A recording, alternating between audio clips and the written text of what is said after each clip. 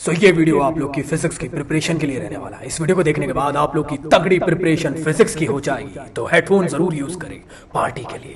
मैं तो पार्टी कर रही थी, मजे कर रही थी, मुझे बंदे ने बुलाया। हिंदे चाले पाछो हिंदे चाले तू मत आए हिंदे। So hello everyone, welcome to my channel. तो कैसे हो सभी लोग? तो इस नई जर्नी में आप सभी लोग का बहुत बहुत स्वागत है, जहां पे हम लोग स्टार्ट करने वाले हैं फिजिक्स क्लास 12 के लिए। तो आज मैं आप लोगों को कवर अप करवाने वाला हूं चैप्टर नंबर 1 इस डिटेल वन शॉट के अंदर, जिसमें एक भी चीज को हम लोग नहीं छोड़ेंगे। 2023-2024 के अकॉर्डिंग पूरा सिलेबस को पढ़ने वाले हैं। वीडियो की लेंथ बाकी यूट्यूबर से आप लोग को थोड़ा कम देखने को मिलेगी। इसका मतलब ये नहीं है कि इसके अंदर कोई भी चीज को मिस आउट किया जा रहा है। सभी की सभी चीजें जेन्युइन और 100% चीजें कवर अप करवाने वाला हूं। कोई टॉपिक नहीं छूटेगा, टेंशन ना ले। और एकदम इजीएस्ट और साथ ही साथ कॉमेडी मीम मटेरियल के साथ आप लोगों को वीडियो मिलने वाला है। ऐसा वीडियो जो हर किसी को समझ में आ जाए, जो फर्स्ट टाइम देख रहा है या रिवीजन कर रहा है, उन सबके लिए बेनिफिशियल रहेगा। इसी के साथ साथ नोट्स आप लोग मेरे वेबसाइट से डाउनलोड कर सकते हो, डिस्क्रिप्शन में लिंक गिवन है। और हाँ, ये चैप्टर पढ़ने के बाद बस आप लोग क्वेश्चंस की प्रैक्टिस घर में कर लेना। क्वेश्चंस प्रैक्टिस करना बहुत ज्यादा जरूरी है, क्योंकि बिना क्वेश्चंस प्रैक्टिस करे तुम्हारे ना दिक्कतें आ सकती है। तो अब आप कहोगे कि भैया कौन सा क्वेश्चन बैंक हम लोग ले जिसके अंदर सभी अच्छी अच्छी चीजें मिल जाए। तो मैं आप लोग को ना बताना चाहता हूं एक ऐसा क्वेश्चन बैंक जिसके अंदर तुम्हें सारे मोस्ट इंपॉर्टेंट क्वेश्चंस मिल जाएंगे, सारे प्रीवियस ईयर के क्वेश्चंस मिल जाएंगे, सारे इंपॉर्टेंट एनसीईआरटी के क्वेश्चंस मिल जाएंगे, एनसीईआरटी के एग्जाम्पलर के क्वेश्चंस मिल जाएंगे, वो भी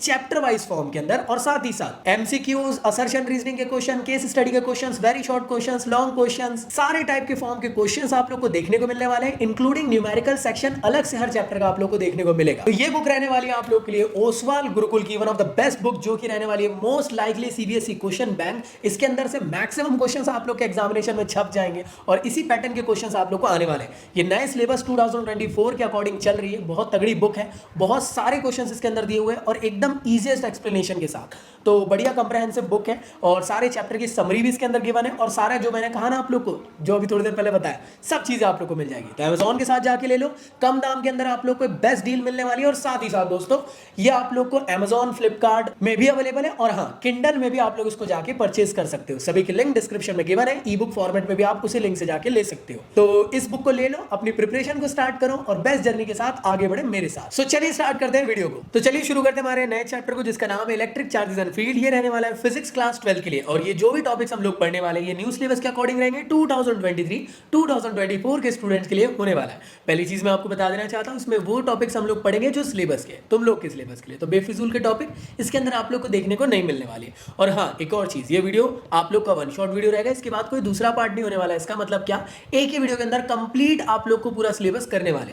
क्या भैया ये डिटेल होगा? हाँ जी, पूरी चीजें डिटेल रहेगी। भैया ये हम फर्स्ट टाइम देख सकते हैं, बेशक देख सकते हो। क्या भैया हम रिवीजन कर सकते हैं? रिवीजन भी कर सकते हो इससे। तो चलिए स्टार्ट करते हैं, तो आगे बढ़ते हैं। तो सिलेबस कौन सा फॉलोअप करने वाला हूँ? जो नया सिलेबस आया 23-24 के लिए, और ये जो पूरा सिलेबस आप लोग को लिखा हुआ है, ये एकदम सिलेबस जो आया ना सीबीएसई का, वहीं से कॉपी पेस्ट है। चलो भाई आगे बढ़ते हैं। आगे बढ़ने से पहले मुझे जरूर फॉलोअप कर लेना इंस्टा में, सो दैट हमारा दिल से कनेक्शन हमेशा ज्वाइन रहे। टेलीग्राम पे ज्वाइन कर सकते हैं, जहाँ पे आप लोग मेरे ऑफिशियल फिजिक्स का एक डेडिकेटेड मैंने टेलीग्राम बनाया, तो उसके लिंक डिस्क्रिप्शन में डाल देता हूँ, ज्वाइन कर लेना, जिसके थ्रू आप लोग मेरे साथ हमेशा ज्वाइन रहोगे। सारी अपडेट्स आप लोग को मिलते रहेगी। साथ ही साथ आप लोग मुझे अकेडमी में ज्वाइन कर सकते हो। यहाँ पे मैं लाइव सेशंस कवर अप कराता हूँ फिजिक्स के लिए, क्लास 11 एंड 12 दोनों के लिए। तो यहाँ पे भी ज्वाइन करके आप लोग अपनी प्रिपरेशन कर सकते हो। और हाँ, जब भी आप सब्सक्रिप्शन लेते हो अकेडमी का, तो आप लोग मेरा कोड यूज कर सकते हो ZAKI, जिसके थ्रू स्पेशल डिस्काउंट आप लोग को मिल जाएगा। और इसी के साथ साथ इस चैप्टर के नोट्स डाउनलोड करना है तो मेरी वेबसाइट से जाके फ्री ऑफ कॉस्ट डाउनलोड कर पाओ। तो चलिए स्टार्ट करते हैं हमारे चैप्टर के सबसे पहले टॉपिक से। तो देखो यार भाई, ये जो चैप्टर है, चैप्टर नंबर 1, ये एक्चुअल में इलेक्ट्रोस्टैटिक यूनिट के अंदर आता है। अब आप बोलोगे भैया इसका क्या मतलब होता है, क्या होता है? अरे काम करते हैं, पूरी कहानी शुरुआत से समझते हैं। तो पार्ट 1 और पार्ट 2 में आपका फिजिक्स डिवाइडेड है। पार्ट 1 जो फिजिक्स है, ये एक्चुअल में कहानी के ऊपर पूरे का पूरा रिलाय करता है। मतलब किसके ऊपर की कहानी है? जैसे कि आप जानते होंगे, हर हीरो की एक कहानी होती है। स्टार्टिंग में वो छोटा बच्चा रहता है, धीरे धीरे करके बड़ा होता है, फिर हीरो बन जाता है आगे जाके। तो सेम टू सेम फिजिक्स में भी यहाँ पे हम लोग कहानी समझने वाले हैं। पार्ट 1 के अंदर वो रहेगी चार्ज की। तो पहले चैप्टर के अंदर से चार्ज की कहानी को हम लोग समझते हुए चलेंगे। तो जैसे सबकी कहानी स्टार्ट होती है एकदम स्टार्टिंग से, तो स्टार्टिंग से यहाँ पे चार्ज की कहानी स्टार्ट होने वाली। चार्ज अभी छोटा सा है, नन्ना सा है, मुन्ना सा है, मतलब क्या, चार्ज अभी रेस्ट में। तो इलेक्ट्रोस्टैटिक नाम की जो यूनिट है, इसके अंदर 2 चैप्टर है, चैप्टर नंबर 1, चैप्टर नंबर 2। तो ये दोनों चैप्टर के अंदर हम लोग ये समझेंगे कि जो चार्ज है वो रेस्ट पे, मतलब क्या, रुका हुआ है चार्ज। तो जब चार्ज रुका हुआ है तो उसके बिहेवियर के बारे में जानना, उसकी प्रॉपर्टीज के बारे में समझने का काम इन दोनों चैप्टर के अंदर होने वाला है। तो मेरे ख्याल से क्लियर है। तो चैप्टर 1 में हम लोग शुरुआत करने वाले हैं चार्ज की कहानी कहानी को और एक्सटेंड करेंगे पार्ट 1 फिजिक्स तक के। तो चलिए स्टार्ट करते हैं। इसमें सबसे पहला टॉपिक निकल के आता है कि आखिर चार्ज क्या होता है। तो याद रखिएगा, चार्ज एक ऐसी फिजिकल प्रॉपर्टी है मैटर की जिसे अगर हम लोग इलेक्ट्रोमैग्नेटिक फील्ड में रख दे तो वो फोर्स एक्सपीरियंस करने लग जाती है। जैसे कि यार एक बॉयज स्कूल का लड़का जिसने कभी नेगेटिव चार्ज को नहीं देखा था, उसको आपने कॉलेज में डाल दिए और वहां पे हरियाली ही हरियाली है, तो उसको समझ में नहीं आएगा कि वो इधर जाए या उधर जाए, और कॉलेज में आने की वजह से उसमें फोर्सेस लगने लग गए। सेम टू सेम यहाँ पे भी आपको ऐसी कुछ कॉन्सेप्ट देखने को मिल रहा है। तो इलेक्ट्रिक चार्जेस में मैंने कहा कि इलेक्ट्रोमैग्नेटिक फील्ड में आने की वजह से इसमें फोर्स एक्सपीरियंस होने लग गए। अब ये जो फोर्स एक्सपीरियंस हो रहे हैं ये किस टाइप के? ये दो टाइप से हो सकते हैं, या तो अट्रैक्टिव या तो रिपल्सिव। तो चार्जेस भी जो है दोस्त वो दो टाइप से आप लोगों को देखने को मिलते हैं। तो पहला होता है पॉजिटिव चार्ज, दूसरा होता है नेगेटिव चार्ज। हर इंसान के अंदर भी आपको दो कैटेगरी देखने को मिलती है, एक मर्द और मादा। नहीं, मर्द और फीमेल। अरे कहना क्या चाहते हो? समझ गए ना, मेल और फीमेल। तो दो कैटेगरी होती है, दोनों के नेचर अलग अलग है। सेम टू सेम चार्जेस के साथ भी ऐसी है, दो कैटेगरी आपको देखने को मिलती है, एक है पॉजिटिव चार्ज और एक है नेगेटिव चार्ज। अब समझते हैं कि इन चार्जेस का नेचर कैसे होता है। जब भी हम लोग सेम टाइप के चार्जेस को एक साथ रख ले, लाइक पॉजिटिव पॉजिटिव या नेगेटिव नेगेटिव, तो ये दोनों चार्जेस एक दूसरे से रिपेल करेंगे। और ये जो सेम टाइप के चार्जेस है इनको कहते हैं लाइक चार्जेस। एग्जाम्पल दे दो भैया, दो शेर एक जंगल में कभी नहीं रह सकते, लड़ाई हो जाएगी एक रानी के लिए। और एक गर्ल्स हॉस्टल के अंदर दो लड़कियां ज्यादा दिन साथ नहीं रह सकती, उनके बीच में लड़ाइयां हो जाती है। अरे हमने एक्सपीरियंस किया भाई, हमारे हॉस्टल के सामने गर्ल्स हॉस्टल ही था, रोज लड़ाइयां देखते थे। इसी के साथ साथ जब अनलाइक चार्जेस मतलब डिफरेंट टाइप के चार्जेस, पॉजिटिव नेगेटिव या नेगेटिव पॉजिटिव, जब साथ में आ जाते हैं तो पुराना गाना तो है ही, जो मम्मी पापा कहते हैं कि पुराने गाने सुना करो, बड़ा एक्सपीरियंस मिलता है, बहुत कुछ सीखने को मिलता है। हम तुम तो मेरे ख्याल से समझ में आ गया, पॉजिटिव नेगेटिव जब एक दूसरे के साथ आएंगे तो अट्रैक्ट करेंगे। तो मेरे ख्याल से तुम लोग को यहाँ तक की चीजें समझ में आ गई। अब आपसे कोई पूछता है कि इलेक्ट्रिक चार्ज की कोई यूनिट होती है क्या? हाँ जी, इसकी यूनिट होती है कूलम्ब्स, जिसको हम लोग कैपिटल C से डिनोट करते हैं। ये C वो नहीं है जो आप सोच रहे हो, है ना। चलिए भाई, तो आगे बात करते हैं। अगला टॉपिक आप लोग का निकल के आता है कि चार्ज वर्सेस मास में क्या डिफरेंस है। चार्ज क्या होता है, मास क्या होता है। चार्ज की अगर मैं बात करता हूँ तो चार्जेस या तो पॉजिटिव हो सकते हैं या नेगेटिव, और हाँ कभी कभार चार्जेस जीरो भी देखने को मिल सकते हैं। लेकिन मास के साथ ऐसा नहीं है, मास हमेशा आप लोग को पॉजिटिव में देखने को मिलने वाला है। इसी के साथ साथ मैं आपको बताना चाहता हूं, इलेक्ट्रिक चार्जेस जो है कभी भी स्पीड पे डिपेंड नहीं करते। मान लो आपने ऐसे ऐसे पेन को रब करे और आप जानते हो यहाँ चार्जेस आ जाते हैं, फिर पेपर पेन से ऐसा आप मैजिक दिखाते हो और आप क्लास 3rd में लड़कियों को इंप्रेस कर रहे होंगे इससे। तो वो जो एक्चुअल जो फिनोमिना है, इसके थ्रू आप लोगों ने चार्जेस यहाँ पे लेकर आए, चार्जेस की वजह से आप लोगों ने पेपर को ऊपर करे। तो कभी ऐसा तो नहीं हुआ ना, आपने ऐसा रब करे और सब पेन को गोल गोल गोल घुमाए तो 3-4 चार्जेस ऐसे छटक के बाहर निकल गए, फिका गए इधर उधर। ऐसा कभी नहीं होगा। चार्ज यार कभी भी स्पीड पे डिपेंड नहीं करता है, लेकिन मास जो है वो स्पीड पे डिपेंड कर देता है। कैसे कर देता है? जब आपके अच्छे नंबर आते हैं तो आपके पापा जो आपको शाबाशी देते हैं उसी हाथ से, लेकिन यहाँ पे उस टाइम पे स्पीड कम रहती है, लेकिन नंबर अच्छे नहीं आते तो फिर पड़ते गाल पे। मास वही था लेकिन स्पीड बढ़ गई, इस वजह से आप कुछ अलग ही आनंद महसूस करते हैं। आप मुझे कमेंट बॉक्स में बताना कि वो आनंद कौन सा होता है। इसी के साथ साथ चार्ज या तो अट्रैक्टिव हो सकते हैं या तो रिपल्सिव हो सकते हैं, लेकिन मास जो है वो हमेशा अट्रैक्टिव होता है। मासेस का जो अट्रैक्शन है वो बहुत ही ज्यादा स्ट्रॉन्ग होता है, आज के टाइम की निब्बा निब्बी की रिलेशनशिप की तरह नहीं, जैसे सन और अर्थ या फिर अर्थ और मून। तो इन लोगों ने कईयों करोड़ों साल पहले से एक दूसरे को बाउंड करके रखे एक दूसरे में। आगे बात करते हैं अगला टॉपिक, कंडक्टर क्या होता है, इंसुलेटर क्या होता है। कंडक्टर मतलब बस का कंडक्टर क्या करता है, गाड़ी में भरता है लोगों को कि आओ आओ आओ, चलो चलो नागपुर चलो, मतलब क्या एक जगह से दूसरी जगह ले जाने का काम कर रहा है, अलाउ कर रहा है। तो यार इलेक्ट्रिक कंडक्टर या इलेक्ट्रिसिटी के टॉपिक के अंदर जो कंडक्टर समझते हैं वो क्या है, तो एक्चुअल में ये कंडक्टर एनर्जी को अलाउ करता है कि यार भैया आप हमारे अंदर से पास आउट हो जाइए, मतलब क्या चार्जेस को पास आउट करने में मदद करता है, तो वो कंडक्टर है। कंडक्टर के एग्जांपल क्या हो सकते हैं, आप मुझे कमेंट बॉक्स में बताना जरा फटाफट। इंसुलेटर क्या होता है, तो इंसुलेटर यार जो चार्जेस के फ्लो को रोकने का काम करते हैं, मूव नहीं कराने देते हैं, लाइक प्लास्टिक हो गया। तो मेरे ख्याल से आप लोग को यहाँ तक की चीजें समझ में आ गई।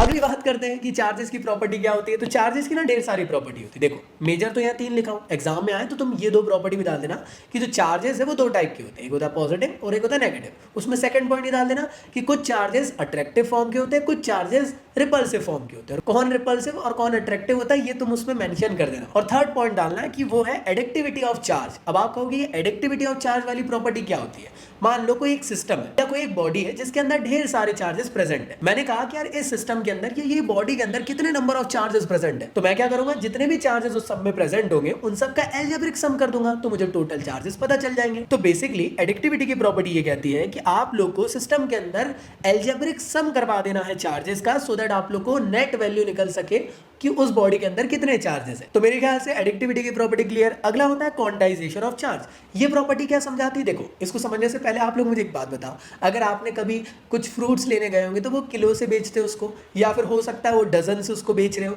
मतलब हर चीज़ को मेजर करने का या हर क्वांटिटी को मेजर करने का कुछ ना कुछ तरीका है। तो ऐसे ही चार्जेस को भी मेजर करने का तरीका है। ऐसे नहीं बोल सकते कि भैया 2 किलो चार्जेस पैक कर देना नेगेटिव वाले। तो एक्चुअल में क्वांटाइजेशन ऑफ चार्ज की प्रॉपर्टी क्या कहती है? ये कहती है कि किसी भी चार्जेस को आप लोग मेजर कर सकते हो कि वो कितने प्रेजेंट है, वो भी इंटीग्रल फॉर्म में। मतलब क्या क्या एक चार्ज है, 2 चार्ज है, 3 चार्ज है, 100 चार्ज है, या चार्ज है ही नहीं मतलब 0 चार्ज है, या फिर -1 चार्ज है, -2 चार्ज है। मेरे ख्याल से क्लियर है। तो कैसे पता करें भैया कि चार्जेस कैसे प्रेजेंट है? तो क्वांटाइजेशन ने एक फॉर्मूला दिया है, वो है Q which is equal to plus minus of NE। N यहाँ पे इंटीजर से, मतलब क्या, चार्जेस आप लोग को हमेशा integral multiple of fundamental charges में देखने को मिलते हैं। अब ये फंडामेंटल चार्ज क्या होता है? ये ई का मतलब क्या होता है? ई विच इज इक्वल टू होता है 1.6 इंटू 10⁻19। ये वैल्यू आपको याद रखनी है। अब ये जो फंडामेंटल चार्ज है, हाँ जी भैया, ये आप लोग का एक सबसे छोटा चार्ज है। क्या इससे भी छोटे चार्जेस हो सकते हैं? हो सकते हैं, लेकिन वो स्टेबल फॉर्म में नहीं रहते। हमें जो एनसीईआरटी में दिया है स्टेबल फॉर्म में, उसके अकॉर्डिंग हम लोगों ने बताया। तो क्वांटाइजेशन की प्रॉपर्टी समझ में आई? किसी भी चार्ज को आप लोग मेजर कर सकते हो कितनी क्वांटिटी में प्रेजेंट है, और वो पता किया जा सकता है इंटीग्रल मल्टीपल में। मतलब क्या कि या तो 0 चार्ज है, या तो 1 चार्ज है, या तो 100 चार्ज है, या तो -100 चार्ज है, या तो -200 चार्ज है। इस तरीके से। क्लियर दोस्तों? थर्ड प्रॉपर्टी होती है वो है कंजर्वेशन ऑफ चार्ज की प्रॉपर्टी। ये क्या कहती है दोस्तों? समझने की कोशिश करना। मान लो मैंने एक क्लोज सिस्टम लिया, उसमें कोविड पेशेंट को डाल दिया और उसी के साथ एक नॉन कोविड पेशेंट को रख दिया। क्या होगा कुछ दिनों बाद? कंजर्वेशन की प्रॉपर्टी होगी, जो नॉन कोविड पर्सन था उसको भी कोविड हो जाएगा, हाँ या ना? तो सेम टू सेम ये एक बॉडी है जिसमें 4 चार्जेस है और एक बॉडी है जिसमें कि 0 चार्जेस है। मैंने इन दोनों बॉडी को आइसोलेट कर दिया एक सिस्टम में, और कुछ देर बाद मैं ऑब्जर्व करूंगा कि दोनों बॉडी के अंदर सेम चार्जेस हो जाएंगे। तो इस बॉडी के अंदर हमको 2 चार्जेस देखने को मिलेंगे, इस बॉडी के अंदर 2 चार्जेस देखने को मिलेंगे। तो टोटल कितने हुए? 4। यहाँ पे कितने हुए रहे? 4Q plus 0Q। यहाँ पे भी टोटल 4 ही हो रहे। तो क्या इनिशियल और फाइनल चार्जेस सेम हो गए?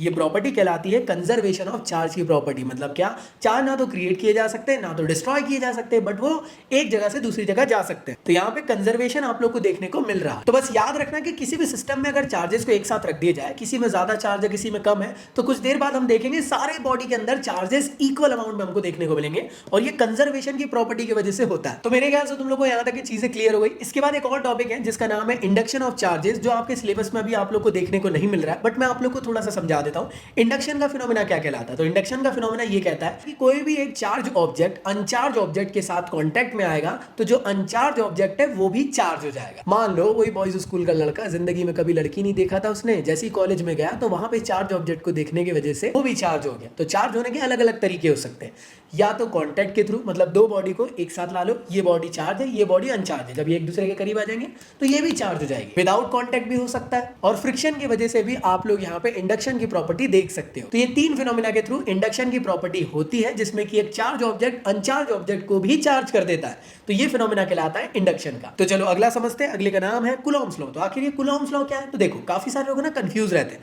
रट के चल जाएंगे कि वो F directly proportional to Q1 Q2 या इनवर्सली प्रोपोर्शनल टू R का स्क्वायर। समझो तो पहले होता क्या है। तो कूलॉम्स लॉ क्या है एक्चुअल में? कूलॉम्स लॉ एक्चुअल में 2 चार्जेस के बीच में कितना फोर्स ऑफ इंटरेक्शन हो रहा है उसको पता करता है। इंटरेक्शन मतलब या तो अट्रैक्शन हो रहा है या तो रिपल्शन हो रहा है, तो दोनों को समझाएगा। मतलब ये कि जब 2 चार्जेस एक सिस्टम में आ जाए तो वो एक दूसरे को अट्रैक्ट कर रहे हैं या रिपेल कर रहे हैं, और कितने फोर्स के साथ कर रहे हैं वो बताने का काम कूलॉम्स भैया करता है। तो कूलॉम्स भैया के लॉ के थ्रू आप लोग 2 चार्जेस के बीच का फोर्स ऑफ इंटरेक्शन पता कर सकते हो, अट्रैक्टिव या रिपल्सिव फॉर्म में। अब आप बोलोगे भैया क्या जब कोई चार्ज सिंगल चार्ज प्रेजेंट है तो उस पर फोर्स लगेगा? कैसी बात करते हो यार, सिंगल जब चार्ज कोई पहले से रहेगा तो उस पर कोई फोर्स नहीं लगेगा, लेकिन दूसरा चार्ज आ जाएगा तो अपने आप लग जाएगा। एग्जाम्पल दे दो। मान लो आप अपनी नेगेटिव चार्ज से बात कर रहे थे हॉल में, और एकदम से आपके पापा आ गए, तो पापा के आने की वजह से एक फोर्स ऑफ इंटरेक्शन लगा, जिस वजह से आपको उठ के जाना पड़ा। अगर नहीं आते तो बढ़िया वहीं पे बैठकर बच्चा बाबू होता रहता। तो मेरे ख्याल से तुम लोग को यहाँ तक की चीजें समझ में आ गई। तो चलिए समझते हैं कूलॉम्स लॉ को थोड़ा और अच्छे से फॉर्म में। तो कूलॉम्स लॉ सबसे पहले क्या कहता है कि मान लो ये 2 चार्जेस आपने लिए, Q1 चार्ज है और एक Q2 चार्ज है। दोनों चार्जेस के बीच की कोई डिस्टेंस मान लेते हैं R डिस्टेंस है। अब ये दोनों चार्ज पे ना इक्वल अमाउंट ऑफ फोर्स लगता है। इस चार्ज पे एक फोर्स लगेगा, इस चार्ज पे एक फोर्स लगेगा। अब आप देख रहे हो यहाँ पे लिखा होगा F12, यहाँ लिखा होगा F21। ये क्या चीज है? तो याद रखना ये जो फोर्स लग रहा है ये लग रहा है पहले वाले चार्ज पे फोर्स, लेकिन दूसरे के वजह से, और दूसरे वाले पे लग रहा है पहले वाले चार्ज की वजह से फोर्स, इसलिए यहाँ लिखा हुआ है F21 मतलब force on charge 2 due to the first charge, और यहाँ लिखा हुआ है F12 मतलब force on charge 1 due to the second. अब आप बोलोगे दोनों पे फोर्सेस लग रहे हैं। मान लो आप छत में उससे बात करने के लिए गए हुए थे, आप अकेले बातचीत कर रहे थे, एकदम से बाजू वाली छत में शर्मा अंकल आ जाते, आप डर के मारे भागने लग जाओगे। फोर्स किस पे लगा? आप पे लगा। किसकी वजह से लगा? शर्मा अंकल के आने की वजह से। यार उनके सामने फोन पे किसी और से बात करते हुए देख लिए तो समाज में इज्जत नहीं रह पाएगी, है ना, क्योंकि उनका लड़का टॉपर है। तो आप शर्मा अंकल को देखकर भागे, तो फोर्स किस पे लगा? आप पे लगा। किसकी वजह से? शर्मा अंकल की वजह से। क्लियर दोस्त? अब शर्मा अंकल तो सविता आंटी से बात कर रहे थे, तो शर्मा अंकल ने जब आपको टेरेस पे देखे तो उन्हें लगा कि भाई ये किसी और से मुझे बात करते हुए पकड़ लेगा तो मेरी समाज में इज्जत नहीं रह पाएगी, तो शर्मा अंकल आपको देखकर भाग गए। तो जो शर्मा अंकल पे जो फोर्स लगा वो खुद से लगा, लेकिन आपकी प्रेजेंस की वजह से, इसलिए। समझ में आया? तो कुलॉम्स भैया क्या कहता है? कुलॉम्स भैया ये कहता है कि जो फोर्स लगते हैं दो चार्जेस पे, ये डायरेक्टली प्रोपोर्शनल होते हैं दोनों ही चार्जेस के मल्टीपल के। मतलब क्या? अगर बड़े बड़े चार्जेस रहेंगे तो ज्यादा फोर्स लगेगा, छोटे छोटे चार्जेस रहेंगे तो पिद्दू पिद्दू फोर्स रहेगा। इसी के साथ साथ कुलॉम्स हमें ये कहता है कि जो फोर्स है वो इनवर्सली प्रोपोर्शनल होता है डिस्टेंस के। मतलब ये कि यार करीब करीब रहेंगे तो निब्बा निब्बी टाइप, है ना, कि एक कदम तुम बढ़ाओ एक कदम मैं बढ़ाता हूँ, तुम खाना खाओगे तो मैं खाऊंगा, तुम पॉटी करने, तो जितने करीब रहेंगे उतना ज्यादा फोर्स लगता है और जितने दूर रहेंगे उतना फोर्स कम हो जाता है। लॉन्ग डिस्टेंस रिलेशनशिप, है ना। तो यहाँ से आप लोग को चार्जेस के बारे में मेरे ख्याल से समझ में आ गया होगा। इन दोनों को जब हम साथ में लिखे तो कुछ इस फॉर्म में लिख सकते हैं, proportionality to Q1 Q2 upon R का स्क्वायर। प्रोपोर्शनैलिटी हटाएंगे तो कांस्टेंट आ जाएगा जिसका नाम है K, और ये जो K कांस्टेंट है ये मीडियम पे डिपेंड करता है कि कौन सा मीडियम है, वाटर है, एयर है या ग्लास है, कौन सा है, तो वो क्वेश्चन पे डिपेंड करेगा। अब ये K की वैल्यू भी होती है कि कुछ? हाँ जी होती है, वो होती है K which is equal to 1/4 pi epsilon naught. अभी इसको ना डिटेल में आगे देख। तो मेरे ख्याल से तुम लोग को यहाँ तक क्लियर हो चुका है, ये हमारा कुलॉम्स लॉ। और ये जो स्पेसिफिकली K की वैल्यू है, इसकी वैल्यू होती है 9 × 10⁹ इसकी वैल्यू आपको याद रखना है, न्यूमेरिकल में काम आता। तो ये है कुलॉम्स लॉ जो बताता है आप लोग को दो चार्जेस के बीच का फोर्स ऑफ इंटरेक्शन। अगली बात करते हैं Coulomb's law in vector form. Vector form में आप लोग कैसे देख सकते हो? देखो क्लास 11th में अगर वेक्टर अच्छे से नहीं पढ़े तो एक दो ऐसे बेसिक टॉपिक आएंगे वेक्टर के, तो ज्यादा कंफ्यूज नहीं होना। देखो दो चार्जेस है, बिल्कुल है भैया, पहला चार्ज है बिल्कुल है, दूसरा चार्ज है बिल्कुल है। यहाँ पे जो डिस्टेंस है इसको मॉड में ले लेना क्योंकि हम वेक्टर की बात कर रहे हैं। और साथ ही साथ जो पहले चार्ज पे जो फोर्स लग रहा है वो कितना है? F12। दूसरे पे जो लग रहा है वो क्या है? F21। और स्पेसिफिकली फोर्स पे हम लोगों ने डायरेक्शन भी बताने की कोशिश करें कि यार इसका डायरेक्शन इस तरफ है, इसका डायरेक्शन इस तरफ है। मतलब क्या कि दो चार्जेस जो है वो रिपल्सिव फॉर्म के। अब आप बोलोगे भैया क्या अंदर वाले नहीं बना सकते? मतलब अनलाइक चार्जेस के लिए नहीं बना सकते? बना सकते हो, आपकी मर्जी। बट यार हमारे ना मैक्सिमम बुक के अंदर ऐसा वाला ही डायग्राम यूज होता है जिसमें हम लोग लाइक चार्जेस के लिए कुलॉम्स लॉ की वैल्यू निकालते रहते हैं। तो आप दोनों के लिए निकाल सकते हो, परेशान नहीं होना। तो मेरे ख्याल से तुम लोग को यहाँ तक की चीजें क्लियर हो गई। अब मुझे एक बात बताओ, कुलॉम्स लॉ क्या होता है? कुलॉम्स लॉ जैसे आप जानते हो वो होता है F which is equal to K Q1 Q2 upon R का स्क्वायर। तो जब भी आप लोग इसके वेक्टर फॉर्म को निकालोगे तो सिंपल यही फॉर्मूला रहेगा। यहाँ पे आप लोग का वेक्टर का साइन आ जाएगा, यहाँ पे आप लोग का वेक्टर का साइन आ जाएगा और R मॉड के अंदर आ जाएगा। और साथ ही साथ ये स्पेसिफिक जगह पे आपको एक यूनिट वेक्टर को ऐड करना पड़ेगा और उस यूनिट वेक्टर की वैल्यू होगी R कैप। तो इसे कहते हैं यूनिट वेक्टर। अब आप बोलोगे भैया ये यूनिट वेक्टर वगैरह, अरे ये सब क्लास 11th का टॉपिक था। यूनिट वेक्टर का कुछ फॉर्मूला होता है, हाँ जी, वो आगे काम आएगा आपको, मैं बता देता हूँ। यूनिट वेक्टर का जो फॉर्म का मतलब फॉर्मूला है वो होता है A cap which is equal to vector A upon mod A. तो इस वजह से आप लोगों ने इस फॉर्म को बार बार चेंज करना रहेगा। अब देखो यार, वेक्टर फॉर्म जब भी तुम लोग बनाओगे, मान लो आपको कहा गया कि यार F12 के लिए पहले बताओ वैल्यू कितनी आएगी कुलॉम्स लॉ की वेक्टर फॉर्म में, तो यहाँ F12 लिख देना, यहाँ डिस्टेंस में F12 लिख देना, यहाँ डिस्टेंस में F12 लिख देना और पूरा सॉल्व कर देना। और जब बात आती है F21 के लिए तो यहाँ पे आप F21 लिख देना, R की जगह पे R21 लिख देना और इसकी जगह पे R21 लिख देना, क्योंकि हम लोग डायरेक्शन की स्पेसिफिकली बात कर रहे हैं। यार इस चार्ज पे, सेकंड वाले चार्ज पे फर्स्ट की वजह से फोर्स लगा और फर्स्ट वाले पे सेकंड की वजह से लगा। तो देखो भाई कुछ इस तरीके से होगा, फोर्स अप्लाइड बाय F12 वो कितना हो रहा है? K Q1 Q2 upon R का स्क्वायर, लेकिन मॉड में आप लोग को देखने को मिल रहा है। और ये F12 के लिए, इसलिए यहाँ पे भी 12 लग गया, यहाँ पे भी 12 लग गया। ये क्या भैया, याद रखना जब भी स्केलर से वेक्टर में आप लोग यूज करोगे कुलॉम्स लॉ को तो एक यूनिट वेक्टर लगाना जरूरी है। तो हम लोगों ने यहाँ पे डिस्टेंस का यूनिट वेक्टर लगा दिए। अब इसका फॉर्मूला कुछ होता है, मैंने अभी आपको बताया था, वो होता है वेक्टर अपॉन मॉड वाला फॉर्म। तो यहाँ पे R के लिए निकालना है तो वेक्टर अपॉन मॉड वाला फॉर्म लगा दिए, इसकी वैल्यू को यहाँ पे पुट कर दिए तो आपका फॉर्मूला कुछ इस तरीके से दिखने लग गया। अपॉन में अगर आप चेक करो तो यहाँ पे आप देख रहे हो ये मॉड में है, ये भी मॉड में, तो ये 3 टाइम्स हो जाएगा। क्यों? क्योंकि ये 2 टाइम्स और ये 1 टाइम्स है। तो आपको फॉर्मूला देखने को मिलेगा कुछ इस तरीके से। आप इसका आप लोग 2-1 बना सकते हो, बस यहाँ 2-1 कर देना, यहाँ पे भी 2-1, यहाँ पे भी 2-1, बाकी सब कुछ सेम और आपका फॉर्म ऐसा निकल के आ जाएगा। तो दोनों के फॉर्मूले में चेकआउट करो, दोनों फोर्सेस सेम दिख रहे हैं आप लोग को। बेशक मैं ज्यादा डिटेल में वेक्टर नहीं समझा रहा हूं और ना ही आपको समझना है, वो क्लास 11 का टॉपिक है। बस बेसिक से आपको चीजें जानना है कि इसके बीच के डिस्टेंस को मॉड में ले लेना है और यहाँ पे वेक्टर के फॉर्म में निकाल रहे हो तुम लोग, तो यार कुलॉम्स लॉ को वेक्टर फॉर्म बनाने के लिए यूनिट वेक्टर का इंटू करना जरूरी है। तो सिंपल अगर कूलॉम्स लॉ अगर कोई पूछे तो वो इस तरीके से, और वेक्टर फॉर्म में पूछे तो यार F12 के लिए ये और F21 के लिए ये। तो मेरे ख्याल से क्लियर है। अगर कोई पूछे कि भैया ये जो फोर्सेस है क्या ये सेम फोर्सेस है, बेशक ये सेम फोर्सेस है बट अपोजिट इन डायरेक्शन में आपको देखने को मिल रहे हैं। मेरे ख्याल से क्लियर है। इसी के साथ साथ एक और क्वेश्चन काफी सारे लोग का निकल के आता है कि भैया दोनों चार्जेस को साथ में ला ले तो कोई एक फोर्स इधर लग रहा है एक इधर लग रहा है, ऐसा हो सकता है? नहीं, सेम लाइन ऑफ एक्शन पे ये दोनों फोर्सेस आप लोग को लगते हुए दिखते हैं। अगर मान लो ये ऐसे रखे रहते हैं तो फोर्स इधर लगता है इधर लगता है, मान लो चार्जेस ऐसे रखे हुए हैं तो फोर्सेस ऐसे लगते हैं, सेम लाइन ऑफ एक्शन में आपको देखने को मिलेगा। कई लोग पूछते हैं कि भैया फोर्स की यूनिट क्या होती है? न्यूटन होती है। यार ऐसा तो मत करो, अच्छा लगता है क्या? तो मेरे ख्याल से तुम लोग को यहाँ तक ये चीजें समझ में आ गई। अगले टॉपिक की तरफ बढ़ते हैं। अगले टॉपिक का नाम है प्रिंसिपल ऑफ सुपरपोजिशन। तो प्रिंसिपल ऑफ सुपरपोजिशन का काम बस ये है कि जो भी सिस्टम के अंदर प्रेजेंट है उनका या तो एल्जेब्रिक सम करा देना या तो वेक्टर सम करा देना। आपके घर पे मेहमान आए होते, मम्मी ने पूछी कि जाओ देख कर आओ मेहमान कितने आए, उतने गिलास चाय बनाना है। मतलब क्या, आपकी मम्मी ने आपको कही जाओ सुपरपोजिशन निकाल कर आओ चाय बनाने के लिए। तो आप लोगों को गिनोगे अच्छा 5 लोग हैं, मतलब मम्मी सुपरपोजिशन की वैल्यू 5 है। मतलब क्या करें, तुम लोगों ने सम कर दी वैल्यू को जितने लोग प्रेजेंट है। सेम टू सेम मान लो कोई एक सिस्टम है जिसके अंदर n नंबर ऑफ चार्जेस है और हर चार्ज अपना इंडिविजुअल फोर्स लगा रहा होगा। मान लो Q1 चार्ज जो है F1 फोर्स लगा रहा होगा, Q2 F2 लगा रहा होगा। ऐसी n नंबर ऑफ चार्ज है तो Qn number of charge Qn number of charge Fn number का फोर्स लगाएगा। तो ऐसे n नंबर ऑफ चार्जेस है सिस्टम में, और मैं कहता हूं क्या निकाल के दिखाओ सुपरपोजिशन सिस्टम के अंदर कितने फोर्सेस लग रहे हैं चार्जेस की वजह से। वो कितने लग रहे होंगे? Fnet which is equal to F1 plus F2 plus F3 से लेकर Fn। मेरे ख्याल से क्लियर हुआ।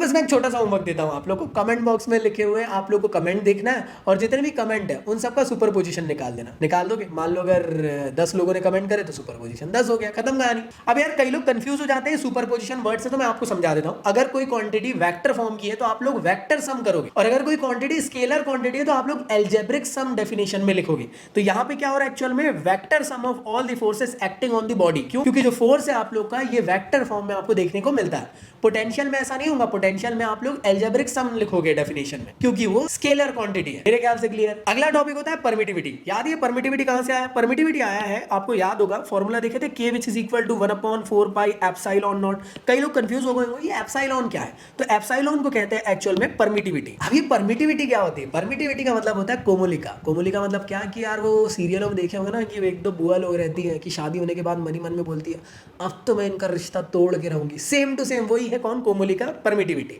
वो करती क्या है? दो रिश्तों को तोड़ने का काम करती है। तो यहाँ पे एक्चुअल में परमिटिविटी क्या करती है? दो चार्जेस के बीच का जो इंटरेक्शन है, वो अट्रैक्टिव फॉर्म में हो, रिपल्सिव फॉर्म में, जो भी फॉर्म में हो, उसको अफेक्ट करने की कोशिश करेंगे। मतलब क्या? उन दोनों के बीच का जो फोर्स है उसको अफेक्ट करने की कोशिश करेगी। तो मतलब क्या? तो समझ लो, जैसे कि अगर मैं कहता हूं आप लोग से कि अगर परमिटिविटी ज्यादा लग रही है सिस्टम के अंदर दो चार्जेस के बीच में, इसका मतलब है कि दोनों चार्जेस के बीच में खटास आ जाएंगे, रिश्ते खराब होंगे और फोर्स जो है इन दोनों के बीच का कम हो जाएगा। अगर परमिटिविटी कम लग रही है, इसका मतलब हुआ कि परमिटिविटी ने अपना काम नहीं दिखा पाया और इस वजह से फोर्स ऑफ इंटरेक्शन ज्यादा देखने को मिला। तो याद रखिएगा, जब भी परमिटिविटी ज्यादा लगेगी तो फोर्स ऑफ इंटरेक्शन कम हो जाएगा, और परमिटिविटी अगर कम लगेगी तो फोर्स ऑफ इंटरेक्शन ज्यादा रहेगा। चीज के बारे में आप लोग को पता होना चाहिए, काफी इंपॉर्टेंट है। अब कई लोग कहेंगे कि भैया वो परमिटिविटी में ना एप्सिलॉन नॉट लिखते हैं, एप्सिलॉन एम लिखते हैं, कुछ और अलग तरीके से यहाँ रिप्रेजेंट किया जाता है, इस तरीके से भी किया जाता है, ये क्या है? तो याद रखना, जब कम से कम परमिटिविटी कहां लगेगी, कौन से मीडियम पे लगेगी, क्योंकि ये तो मीडियम पे डिपेंड कर रहा है, तो ये लगेगी एयर पे। इस वजह से आप लोग एप्सिलॉन नॉट लिखते हो परमिटिविटी इन एयर या फिर वैक्यूम या फ्री स्पेस। तो याद रखना हमेशा सबसे ज्यादा कम परमिटिविटी लगती है फ्री स्पेस में। उस टाइम पे जो फोर्स है आप लोग का वो मैक्सिमम होता है, जिसको हम लोग एफ नॉट से डिनोट करते हैं। और किसी मीडियम में अगर परमिटिविटी ज्यादा लग रही है, इसका मतलब कि कोई स्पेसिफिक मीडियम है जो एयर या फिर फ्री स्पेस के अलावा है, लाइक ग्लास हो सकता है, वाटर हो सकता है, तो उसके लिए हम लोग एप्सिलॉन एम से डिनोट करते हैं। और यहाँ एम की जगह अगर ग्लास है तो जी लिख देते हैं, वाटर है तो डब्ल्यू लिख देते हैं, इस तरीके से काम चलता है। तो याद रखना हमेशा किसी मीडियम पे परमिटिविटी ज्यादा लगने की वजह से फोर्स जो है वो कम देखने को मिलता है। तो परमिटिविटी वाला कॉन्सेप्ट क्लियर हो चुका, बधाई हो। आगे बढ़ते हैं अगले टॉपिक की तरफ। इसी के साथ साथ वो है रिलेटिव परमिटिविटी। कई लोग इसको एग्जाम में ना रट के चल जाते हैं कि यार it is the ratio of permittivity in medium to the ratio of. Simple way में समझो ना, रिलेटिव परमिटिविटी क्या होता है। रिलेटिव परमिटिविटी ये कहता है कि किसी मीडियम की परमिटिविटी एयर की परमिटिविटी से कितने टाइम ज्यादा, 1 टाइम्स 2 टाइम्स 3 टाइम्स, तो वो होती है रिलेटिव परमिटिविटी। समझ में आ गया? तो उसको कैसे लिखा जा सकता है? Epsilon m which is equal to epsilon naught into epsilon r, और ये एप्सिलॉन आर जो है इसी को कहते हैं रिलेटिव परमिटिविटी। तो मेरे ख्याल से क्लियर है, बेसिक सा फॉर्मूला, इसको याद रखना, काफी जगह पे आपको निकालने को वैल्यू आ सकती है। तो अगला टॉपिक आप लोगों को निकल के आता है इलेक्ट्रिक फील्ड क्या होता है। तो याद रखना हर चार्ज का अपना इलाका होता है, उस इलाके में उसका इन्फ्लुएंस होता है। जैसे आप बोलते होंगे कि मेरे मोहल्ले में आ जाना बेटा,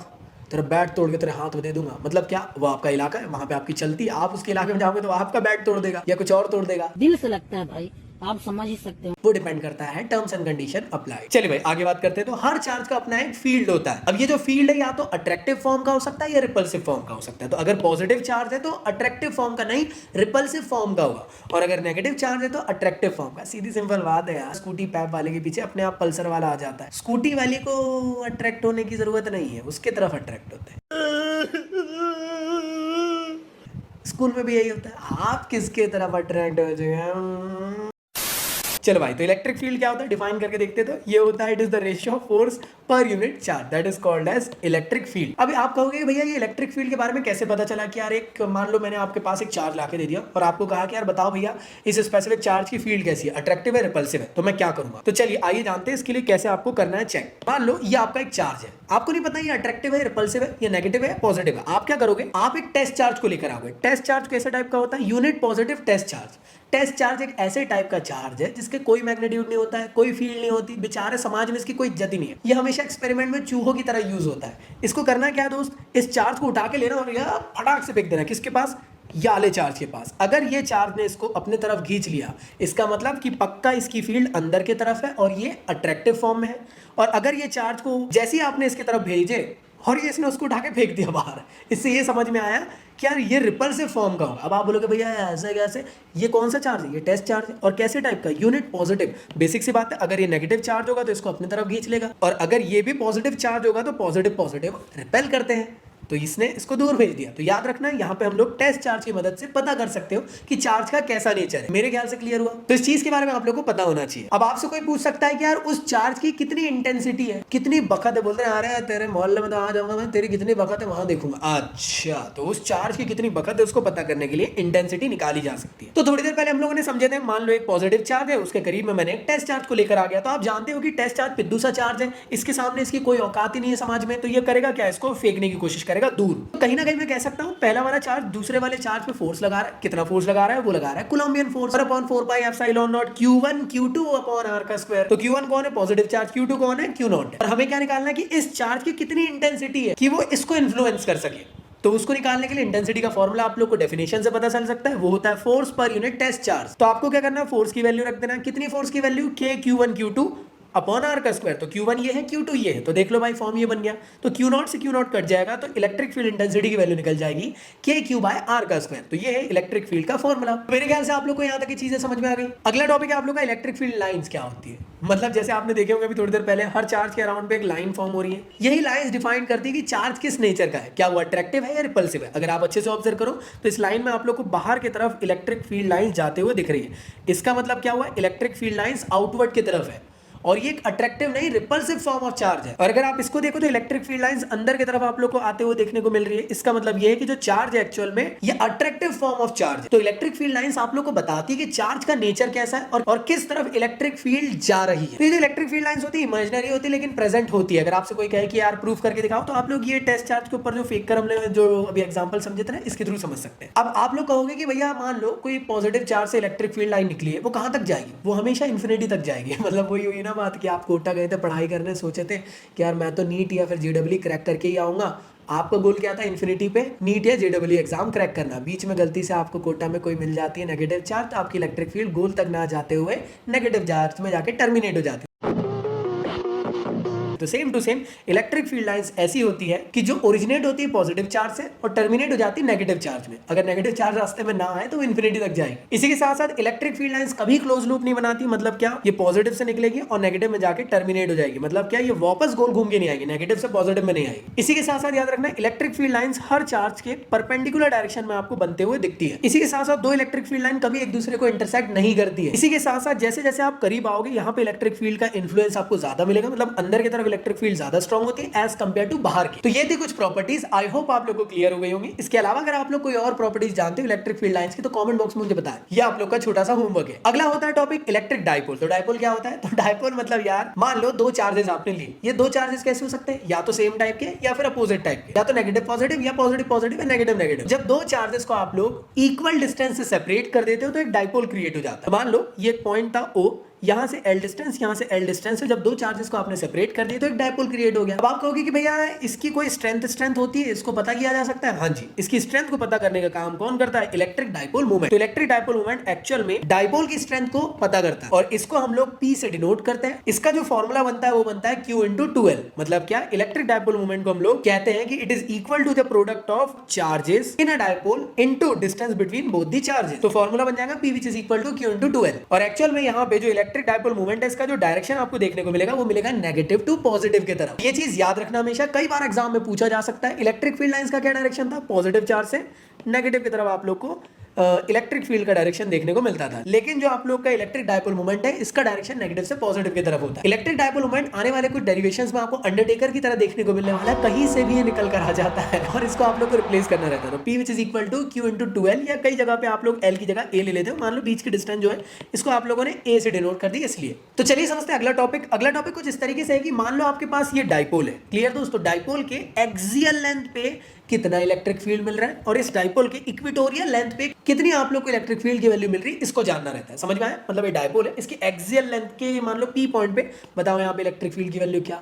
किसी ने कह दिया कि बताओ जरा इसके एकदम परपेंडिकुलर पे, इस डायपोल के परपेंडिकुलर पे इलेक्ट्रिक फील्ड की वैल्यू क्या, तो कैसे निकालें? ये कई बार एग्जाम में आता है, CBSE का क्रश है तो ये जानते हैं। तो सबसे पहले हम लोग कैलकुलेट करने वाले on the axis of the dipole. तो हम लोगों ने क्या करें, यहाँ पे एक डायपोल ले ली। जैसे आपको एक डायपोल दिख रहा होगा, यही था ना डायपोल, देख लो अच्छे से।